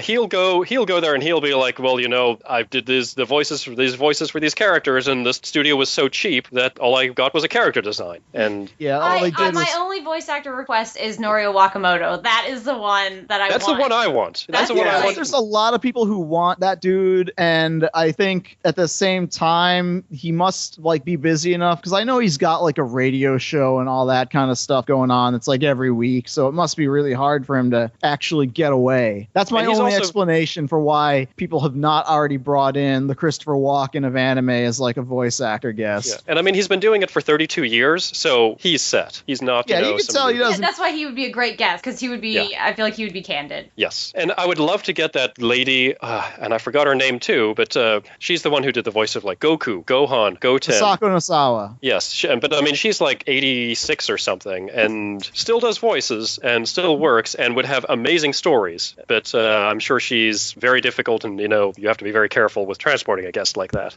Okay, so moving on from guests, now we can talk about panels. And not just our own. Not our own. Talk about other people's. All right, so... Not all of them. Pick some. I don't want to hear about every panel everybody saw. But we didn't really get to see a whole lot of them because we were going to our own and then doing like whatever few things in the time between. So I only saw a few other people's panels. So one that I saw some like George Horvath. You know, he's Land of Obscusion on Twitter, and I think Lord Geo on like the ANN forums and whatever. I thought they were all right. I'm more of the preference to show, not tell.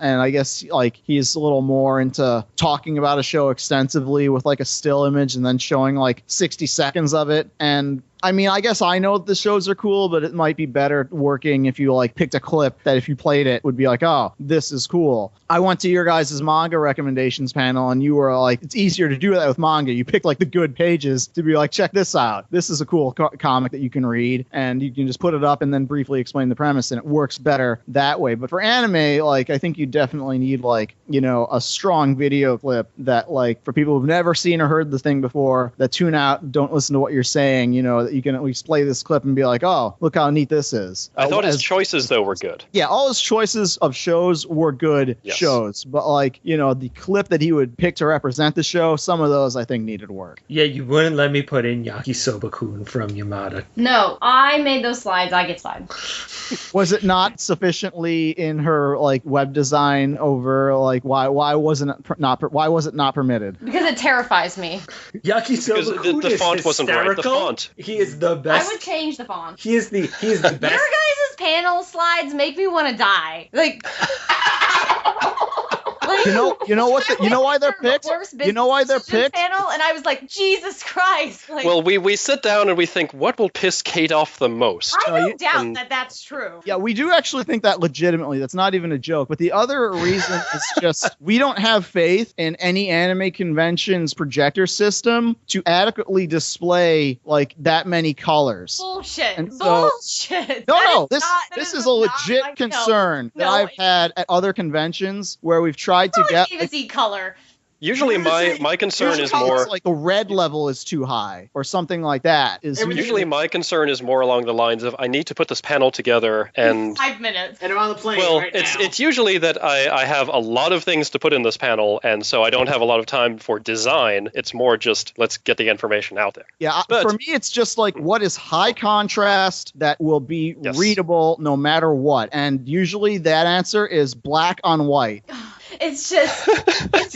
I would prefer black on white, block centered text, because I don't have faith that the projector is going to fully show the entire screen. No trim, no background image, no nothing. I just need the image up there with a name and like a website URL. And that's we got several of our panels. A bit of the video was cut off constantly throughout the whole panel. Yeah, and so that was an annoyance, and it had nothing, as far as I could tell, to do with our setup, because it worked fine like in other other rooms and in other hookups. But that is the real reason why I'm just like no craps given about like anything pertaining to graphic design or font or kerning or any of that. Well, I can't do that. Okay, I can't. It's impossible for me. I really I would get really upset at myself, and I wasn't even totally pleased with the slides that I create. I just remember you rushing up here with like, I fixed the kerning on this one PDF. I don't even know what kerning means.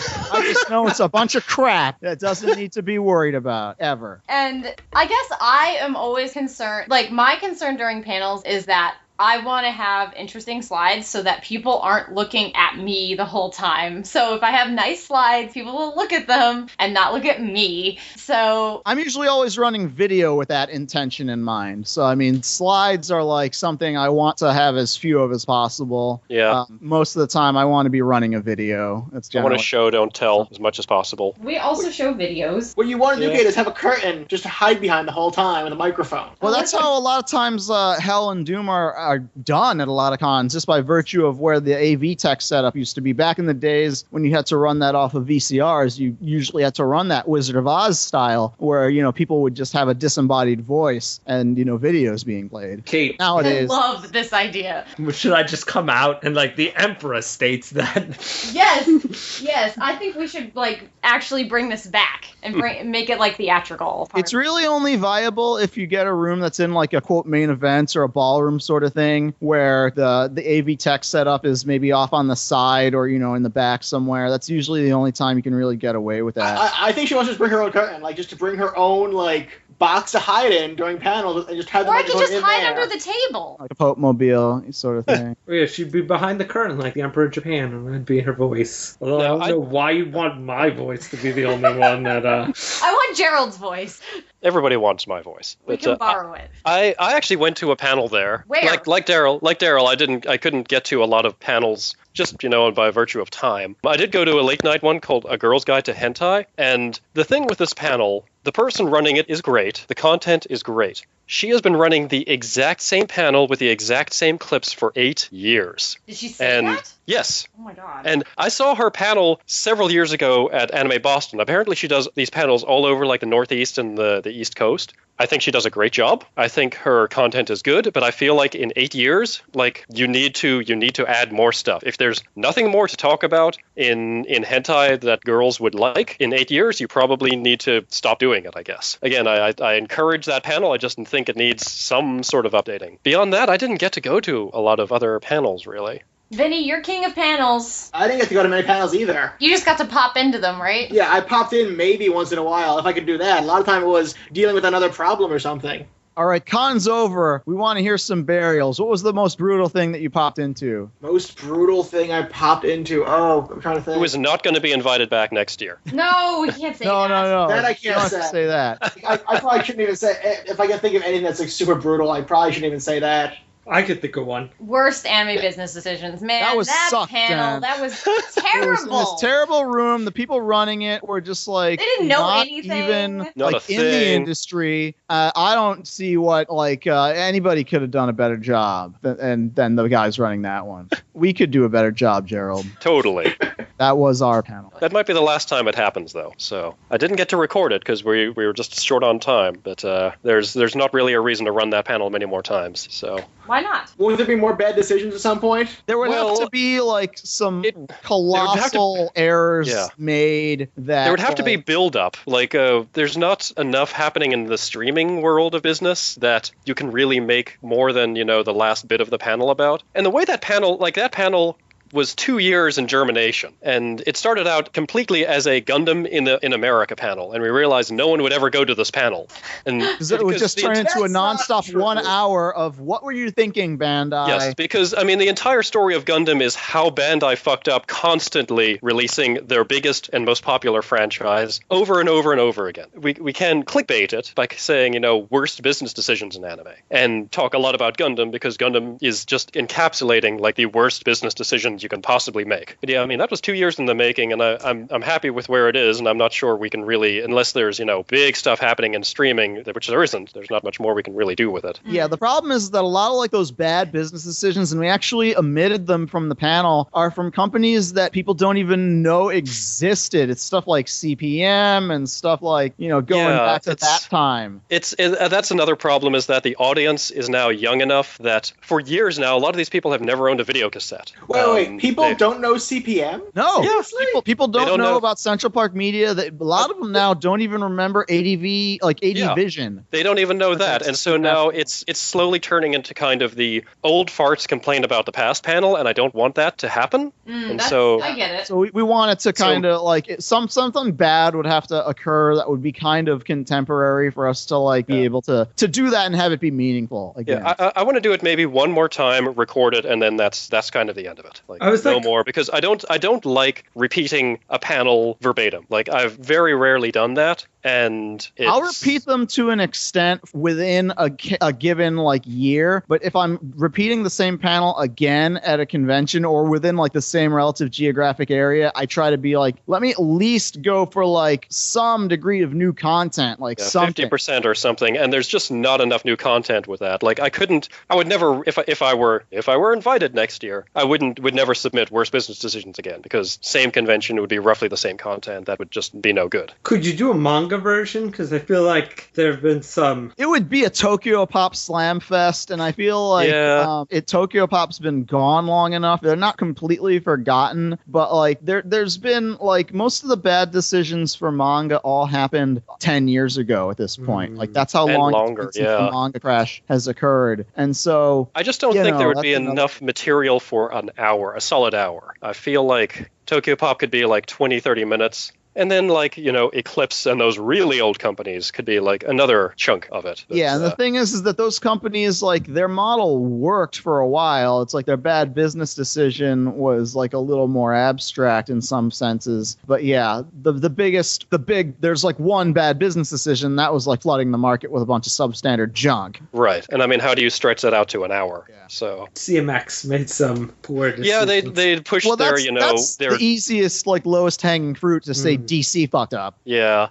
Or, Which is unfortunate because they were the titles they released were good. Yeah. And I mean, like CPM manga, they really pushed their Korean manga that nobody wanted, nobody had any interest in, which again wasn't bad stuff, but no one had any interest in that stuff. Like had people draw like weird comics, and so much of that would just be the extension of your customer confusion section of Worst Business Decisions extended out full scale, because so much of the manga crash was dependent on intentional customer confusion. Let's draw our own stuff and make it people think it's from Japan, that kind of thing. So much of that contributed. But yeah, I don't know if there's enough meat on that bone just yet. Or if its time has already passed. Maybe the meat on the bone rotted off. We might need to germinate that, but I'll see. Like usually these things start out as one idea and then turn into another idea at some point. Very Rocky and Bullwinkle narrative only for panels. I mean, you can almost change it into like a history of the industry kind of thing, and then look at the United States. I don't know. I don't know if we're qualified to do that. And then look at also what worked. I think you would need to be like a Carl Horn or a Deb Aoki or like a Trish Ledoux kind of thing, like somebody with like. Those guys are in the industry, so they can't say that this stuff was stupid. Like no one to this day will say how bad and stupid like DJ Milky? Stu Levy. Stu Levy's decisions were, and like no one in the industry will say that straight up. But, it's just all people who are like going to bury him for his contract stuff and all that. But they're usually people who aren't like active anymore. Right. It's not like you've got like Dallas Middaw being like, oh yeah, screw that guy. Because it wouldn't be professional. Right, because I mean, I still have his mix-zine that he put out in the 90s, which the introduction was the worst written crap you've ever read in your life. My homies was just sitting there chilling when we decided we were going to read some mangas, dog. I still That's have Japanese comics for you all. The first 5 issues of mix-zine. Mm-hmm. Yeah, then you know what I mean. Check out this Ice Blade. What up? This is wackety whack. I will never forgive Tokyo Pop for messing that up because we have never gotten to read the rest of that series. No, Ice Blade was great, and guys played, but it was a slow burn. It did not start out very interesting, but it got really good. But they burned it out quickly because it was one chapter every 2 fucking months or something like that. I mean, so. I'm like always so angry about that because like we'll never get like it's like poisonous. So right. Speaking of poisonous, I mean it would hurt if we did that panel and had to cover Raijin comics because it's like, man. Oh, that's hurt us so much, so much. I have my subscriptions. I was a believer. Upstairs. I got all of them, but oh well. Every one of them. We'll never get rid of them. So like other like fan panels that you guys saw, because I know you guys were posting during the con of like some things that were just like the people were like not presenting well or what have you. Or am I thinking of somebody else? I mean, I think that most of the panels that I went to were pretty good. The one that was kind of the roughest, the guys were really enthusiastic. It was the anime in American animation and comics. I want you to tell your story first in full, and then we'll tell our story. They're different people they're talking about, so. No. Listen, this is a story. Never let the truth get in the way of a good story, Vinnie. So, this was the very first panel on Friday, so that I went to, and I think it might have actually been the first panel in that room. The guys, again, they were really enthusiastic, but they didn't actually, they were really young, and so they opened the panel, like, very early on, they were like, so who else here grew up in the 2000s? And I was like, oh my god! Like, yeah, I saw Air Bud 3 in my childhood, it was so definitive. I realize that, people who were in elementary school in the 2000s include Vinnie on this podcast, so it's not like that long ago, but it was really like, oh my god, I can't believe that like they just said that. And so, but then a lot of people were like, yeah, and I was like, so the problem was, I think that they kind of should have stuck to what they knew, because they tried to start in the 90s and they clearly didn't know, they weren't alive for the 90s. They didn't know what they were talking about. And when they talked about like the Sailor Moon boom, like they they didn't. It was something they read about. It wasn't something they lived. So that was kind of a problem. And then also all of their panel, all the clips were on YouTube, so they had to use the internet, and there was this whole like finding, the internet connection that wasted like 10 or 15 minutes in the middle of this panel. That would have frustrated me so much. That is, first panel sort of thing. Yeah, I was surprised that the Trigger guys were able to pull that off by like Googling things and playing that first episode of Inferno Cop just by going to YouTube and playing it. But I guess in that hotel that they were running that in, it wasn't just open season on the Wi-Fi the way it might have been in the other hotel. Yeah, so, they might have also had the staff Wi-Fi, which is a little more, it's definitely more closed off. Oh. So, or guest Wi-Fi for like people who are staying in a hotel, possibly.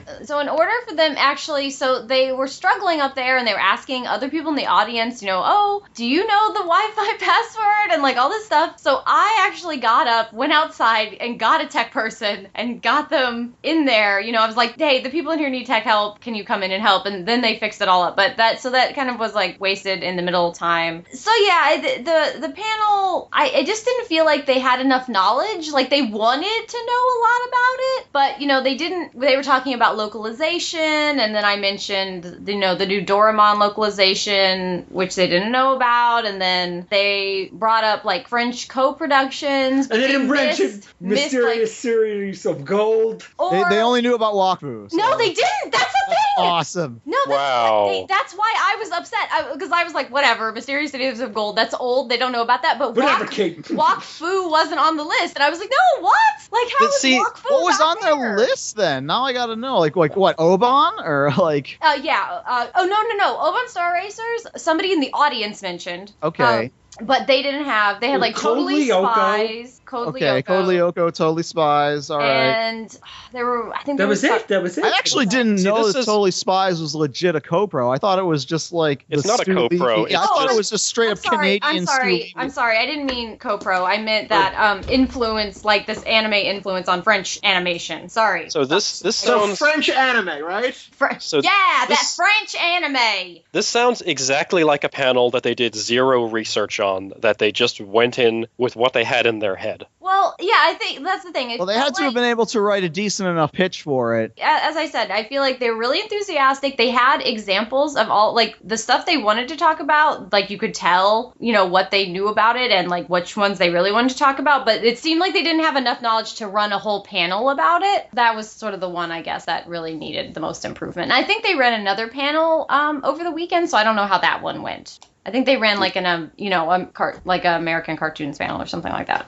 We're just gonna tell like all the need improvement panel stories. Yep. There was that Gundam panel I went to, which was... I gotta hear about the Gundam panel. So it was women in Gundam, right? And it Sounds wasn't like an submitted awesome by concept. you. No, We it thought was that was your guys' panel when I you saw that title. When I saw the Thank you. application, I thought the same thing, actually. I almost submitted. I was gonna submit a panel called The Grand Glorious Gathering of Gundam Gals. I just was lazy. I was like, I'm already doing 3 panels. That's enough. And so I didn't submit a 4th one. And so I was like, somebody else did a Women in Gundam panel. That's cool. I will steal all their best ideas.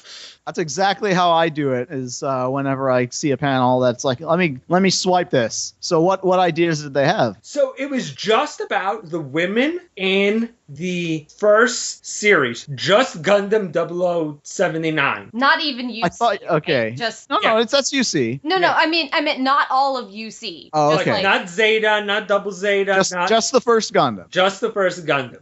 And then he it was weird of what characters he really focused on. And then He was really into your Lady Sailor Mass or what? he kind of went kind of quickly through Sayla. Oh, so he wasn't really fixated on the part in the novel where she gives Amuro her pubes for luck or anything like He that. only also dealt with the TV series. He didn't deal with the novels or. That's Gundam. good. He's a real human then. Oh, but he didn't also deal with Gundam the Origin, which I feel really kind of changes the dynamic of a lot of the women. I mean, I feel like Mirai is actually useful. But wasn't he obsessed with her anyway? Yeah, but he never The got perfect waifu is Mirai Yashima. But he never got up to Mirai because he wanted to devote a whole panel to Just a Mirai. Frau. Oh, Mirai was just going to get my waifu Mirai Yashima 1 hour. Yes. So who did he spend all the time on? Frau? Or? No, she was rather quick. It was mostly the 2 Hamons, Hamon Okay. Crowley and who's the other one? Well, Haman Karn wasn't in the No, first. the other one whose name Celia? Lady. no, She was a Zabi. the supply lady, the cute redhead. Okay, well, I thought- Matilda, yeah, Matilda. Miss Matilda. Matilda-san. Okay. And that was the 2 women he spent the most of the time talking about. And what was the turnout for this panel? Was it all people who knew Gundam back and forth who were trying to actually him to death, or how did that go down? I mean, Didn't you do a well actually? Didn't you do one, Al? well, yeah, because I wanted to. Well, look, I couldn't control myself. When in also Rome. won.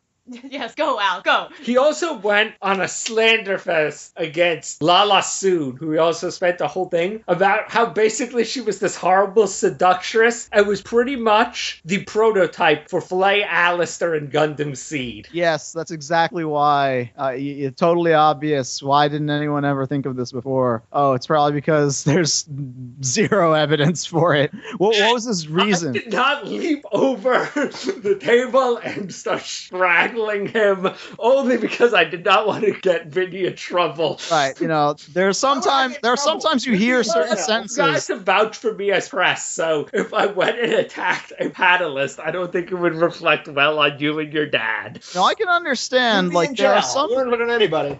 There are some sentences that once spoken, the knee-jerk reaction is for your skeleton to actually separate from your skin and attempt to leap out from your mouth. Your whole fully formed anatomical skeleton would actually emerge from your mouth and leap such that, your skin from your body would just kind of deflate accordion style as the skeleton actually lunged for the person to either bite or wrap its skeletal appendages around the throat of the target in a hope of silencing them. And that could certainly be a measured response that no one would have blamed you for had it happened. My general belief in the panel was destroyed then and there. Yeah, I don't have any comparably grand stories for oh man, I wandered into this panel. It was rough as hell because of that. I mean, it's not to say that it didn't happen. It's just our schedule was go here, do our panel, drop the stuff off, get ready for the next thing, and or figure out where to get food. And, then by that time, it would be time to do the next one. And we only had 4 panels over the weekend, or maybe 5 between the two of us. I don't remember. Something like that. It didn't seem like it was a huge amount, but I guess just... I thought it was 6 panels. We did 2 a day. Yeah, that's true. Well, despite our complaining, though, I actually think that AnimeNEXT panel programming is really strong. Because that's pretty, that one panel that I went to is really the only one where I was like, I mean, some of the other ones, could use some improvement, but they had a lot of good stuff in them. And I think that's another thing that people don't know enough about AnimeNEXT. They don't know that it has great Japanese guests. They don't know that it has all this panel programming. So I don't want people to take away that we only saw crappy panels. I went to disability in manga, and that was fairly on point. I think they did physical disabilities, stuff like silent voice. I only came in, it was the first panel of the day, so I only came in at the last half, so it was all mental disabilities past that point. But that was pretty well done. And they did a travel to Japan panel, which wasn't as well done. Not because one girl had visited Japan, so all her advice was really spot on, and the other girl had just worked with her on the disability panel, and they were right back to back. So she had been traveling to Europe, so she gave a lot of just vague travel advice and European travel advice, which I'm you should have just be a little more quiet. Let your friend who actually has been to Japan is actually giving solid advice speak a little more. But that wasn't bad. Once again, those 2 panels were pretty good. Yeah, I actually, from looking at the schedule, I'd marked off a lot of things that I'd been wanting to go to, but just, missed for whatever reason. But yeah, just I look at the schedule, there was definitely a lot of things that seemed interesting, but fortunately I just didn't get to see, almost all of them. I did want to mention the Princess Tutu panel, which was actually kind of unexpectedly, the panelist wasn't able to be there, so some people did it in his place, but he had actually written a full paper. Script. No, he had written a paper that was being published and stuff about Princess Tutu and the fairy tale genre, and so it was a dissertation, which was a shock. I was wow, really surprised. So yeah, that panelist is a professor at Penn State, actually. Okay, thanks. As I look in the guidebook, it has and that was one thing, I'm glad that AnimeNEXT used the guidebook, even though a lot of people, they don't have data plans on their phones or smartphones that support, guidebook. I still think all cons should at least use that as some sort of a fallback. And as I checked, that panel has 1 rating and it's 1 star. So I had no idea what to think, because that's one thing that I never remember to do is push people to rate things on guidebook, because I have no idea, do people go and look at that afterwards or what? Does it mean anything? I guess it doesn't mean anything to the con attendee. Maybe Vinnie can ask, is this something that they look at as a metric? Yes, well, no? I mean, if we see a lot of ratings, then probably, but if it's 1 rating, that's not statistically significant, in my opinion. That could just be one person who's grumpy about something. And if it's 5 or 6 ratings and people actually write things about it, that's a different story. Because you guys don't have any formal way of submitting feedback for panels, right? The best bet is put on the forums. Yeah, it doesn't look like there's a huge amount of traffic.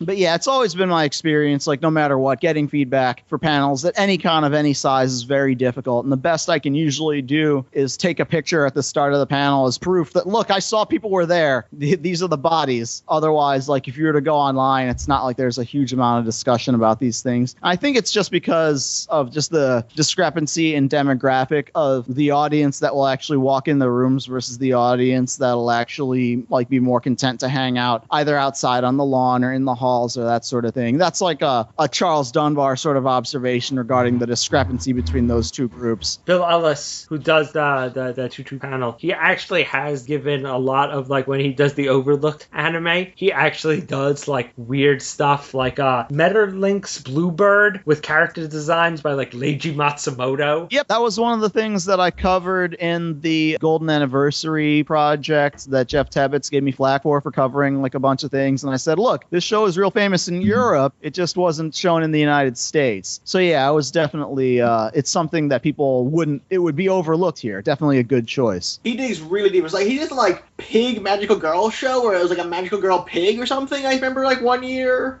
Have any of you heard of that at all? Or am I insane? No, I mean, he actually, when he has an overlooked anime panel, it is not like, there was this thing called Master Keaton that no one knows about, except for all the people who saw it. Well, that's one of those things. That's the hardest part about doing panels like that is...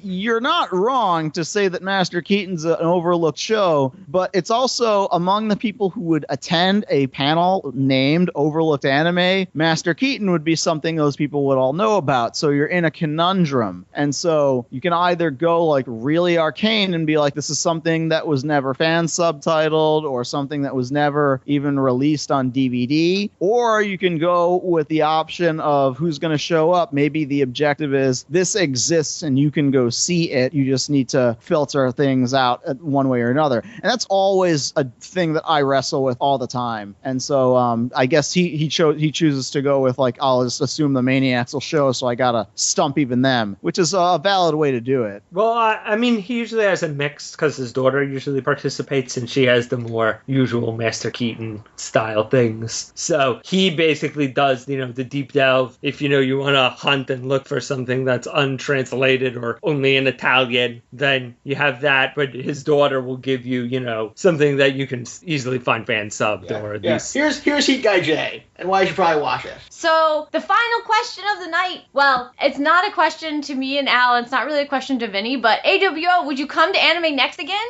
Yeah, I mean, the thing about AnimeNEXT is, again, I could get used to this treatment of, like, being, like, a cool guest who's, like, actually given amenities. The previous year we went to Hamicon, and that's also a great con. They also treated us really well there as well. And so, that's the only, like, conflict in our hearts is would we go to AnimeNEXT again before Hamicon again? That's the one thing that I would say is that, because both of them are run by cool people. And I'm not just saying that because one of them is listening in on this Skype call right as we speak. We actually legitimately, did have a good time. And, maybe come next year we could actually get Clarissa to get time off of work because she just started a new job. That was the reason why she couldn't come. Within that first 90 days, you're not like easily allowed to get vacation, especially in Florida where they can fire you for any reason. So, we would definitely look into coming back. I mean, even though it would mean we'd have to do new stuff, we've got plenty of other stuff that's been done or that can be updated. So, I would like to come back. It's just, that venue is brutal. I don't know what can be done about it. They will be back there next year, I understand. But then maybe the year after that, maybe they'll be looking at other places as far as contracts go. So who knows? I don't know what other possible venues they even have as options in that New Jersey area for them to even consider. What do you think, Gerald? I had a great time. Again, it was interesting being treated as a guest. I mean, any requests we had were mostly fulfilled. I had a great time. I would love to come back. I don't really have anything hugely negative to say because, we've been treated better there than ever. Maybe we should be divas next time. Maybe we should really ask for, like, we want, hookers with stretch marks. Only stretch marks.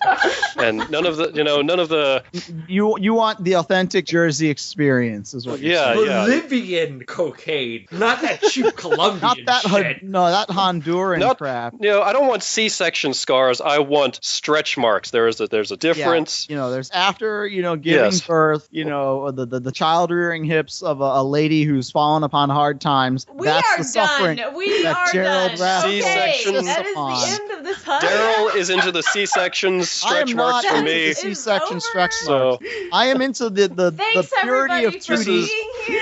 None of that. Superiority over the 3D PDs. I want, the 2D image to come forth formed from the screen and pull me into that world rather than deal with the 3D obsolete hardware model. The superiority of software is where the Anime World Order resides. And so that would be our request is, to make, Supersonico real. I've never seen Supersonico. I just, I saw some pictures once and, maybe. Then all you get is Super Puchko. Well, I would accept that as well. Considering Supersonico would fit into Super Puchaco's breast, that's okay. Finish this podcast. So, valid conversation. This is the beginning of an important discussion. Tinkerbell's butt. No. And breasts. Like she's got a lot of junk and jig. Thanks, like, Vinnie. ratio. Thanks, Daryl, for being here. All right. Good night, everybody. Tinkerbell man. Well, that was a lot of talking out of us. So, Once again, we want to thank our guests, Vinnie from All Geeks Considered and Gerald and Daryl from Anime World Order, for coming on and talking about AnimeNEXT with us for a long, long time. But if you absolutely need more Reverse Thieves, you can go to the blog. We are doing other convention coverage actually this month for Special Edition NYC, which was a small comic convention at the Javits Center. Run by the same people who do New York Comic Con. And I recently did a review of the new Fate Stay Night art book, Fate Complete Materials from Udon, that just got translated in English. And finally, we will have a ton more podcasts coming up soon. Case Close reviews for this past season, as well as SWAT reviews for the upcoming season starting in July. So, boom, boom, boom, boom, boom. Yeah, a lot of stuff upcoming, especially if you just listen to the podcast. So thanks a lot, and we'll see you next month. Bye-bye.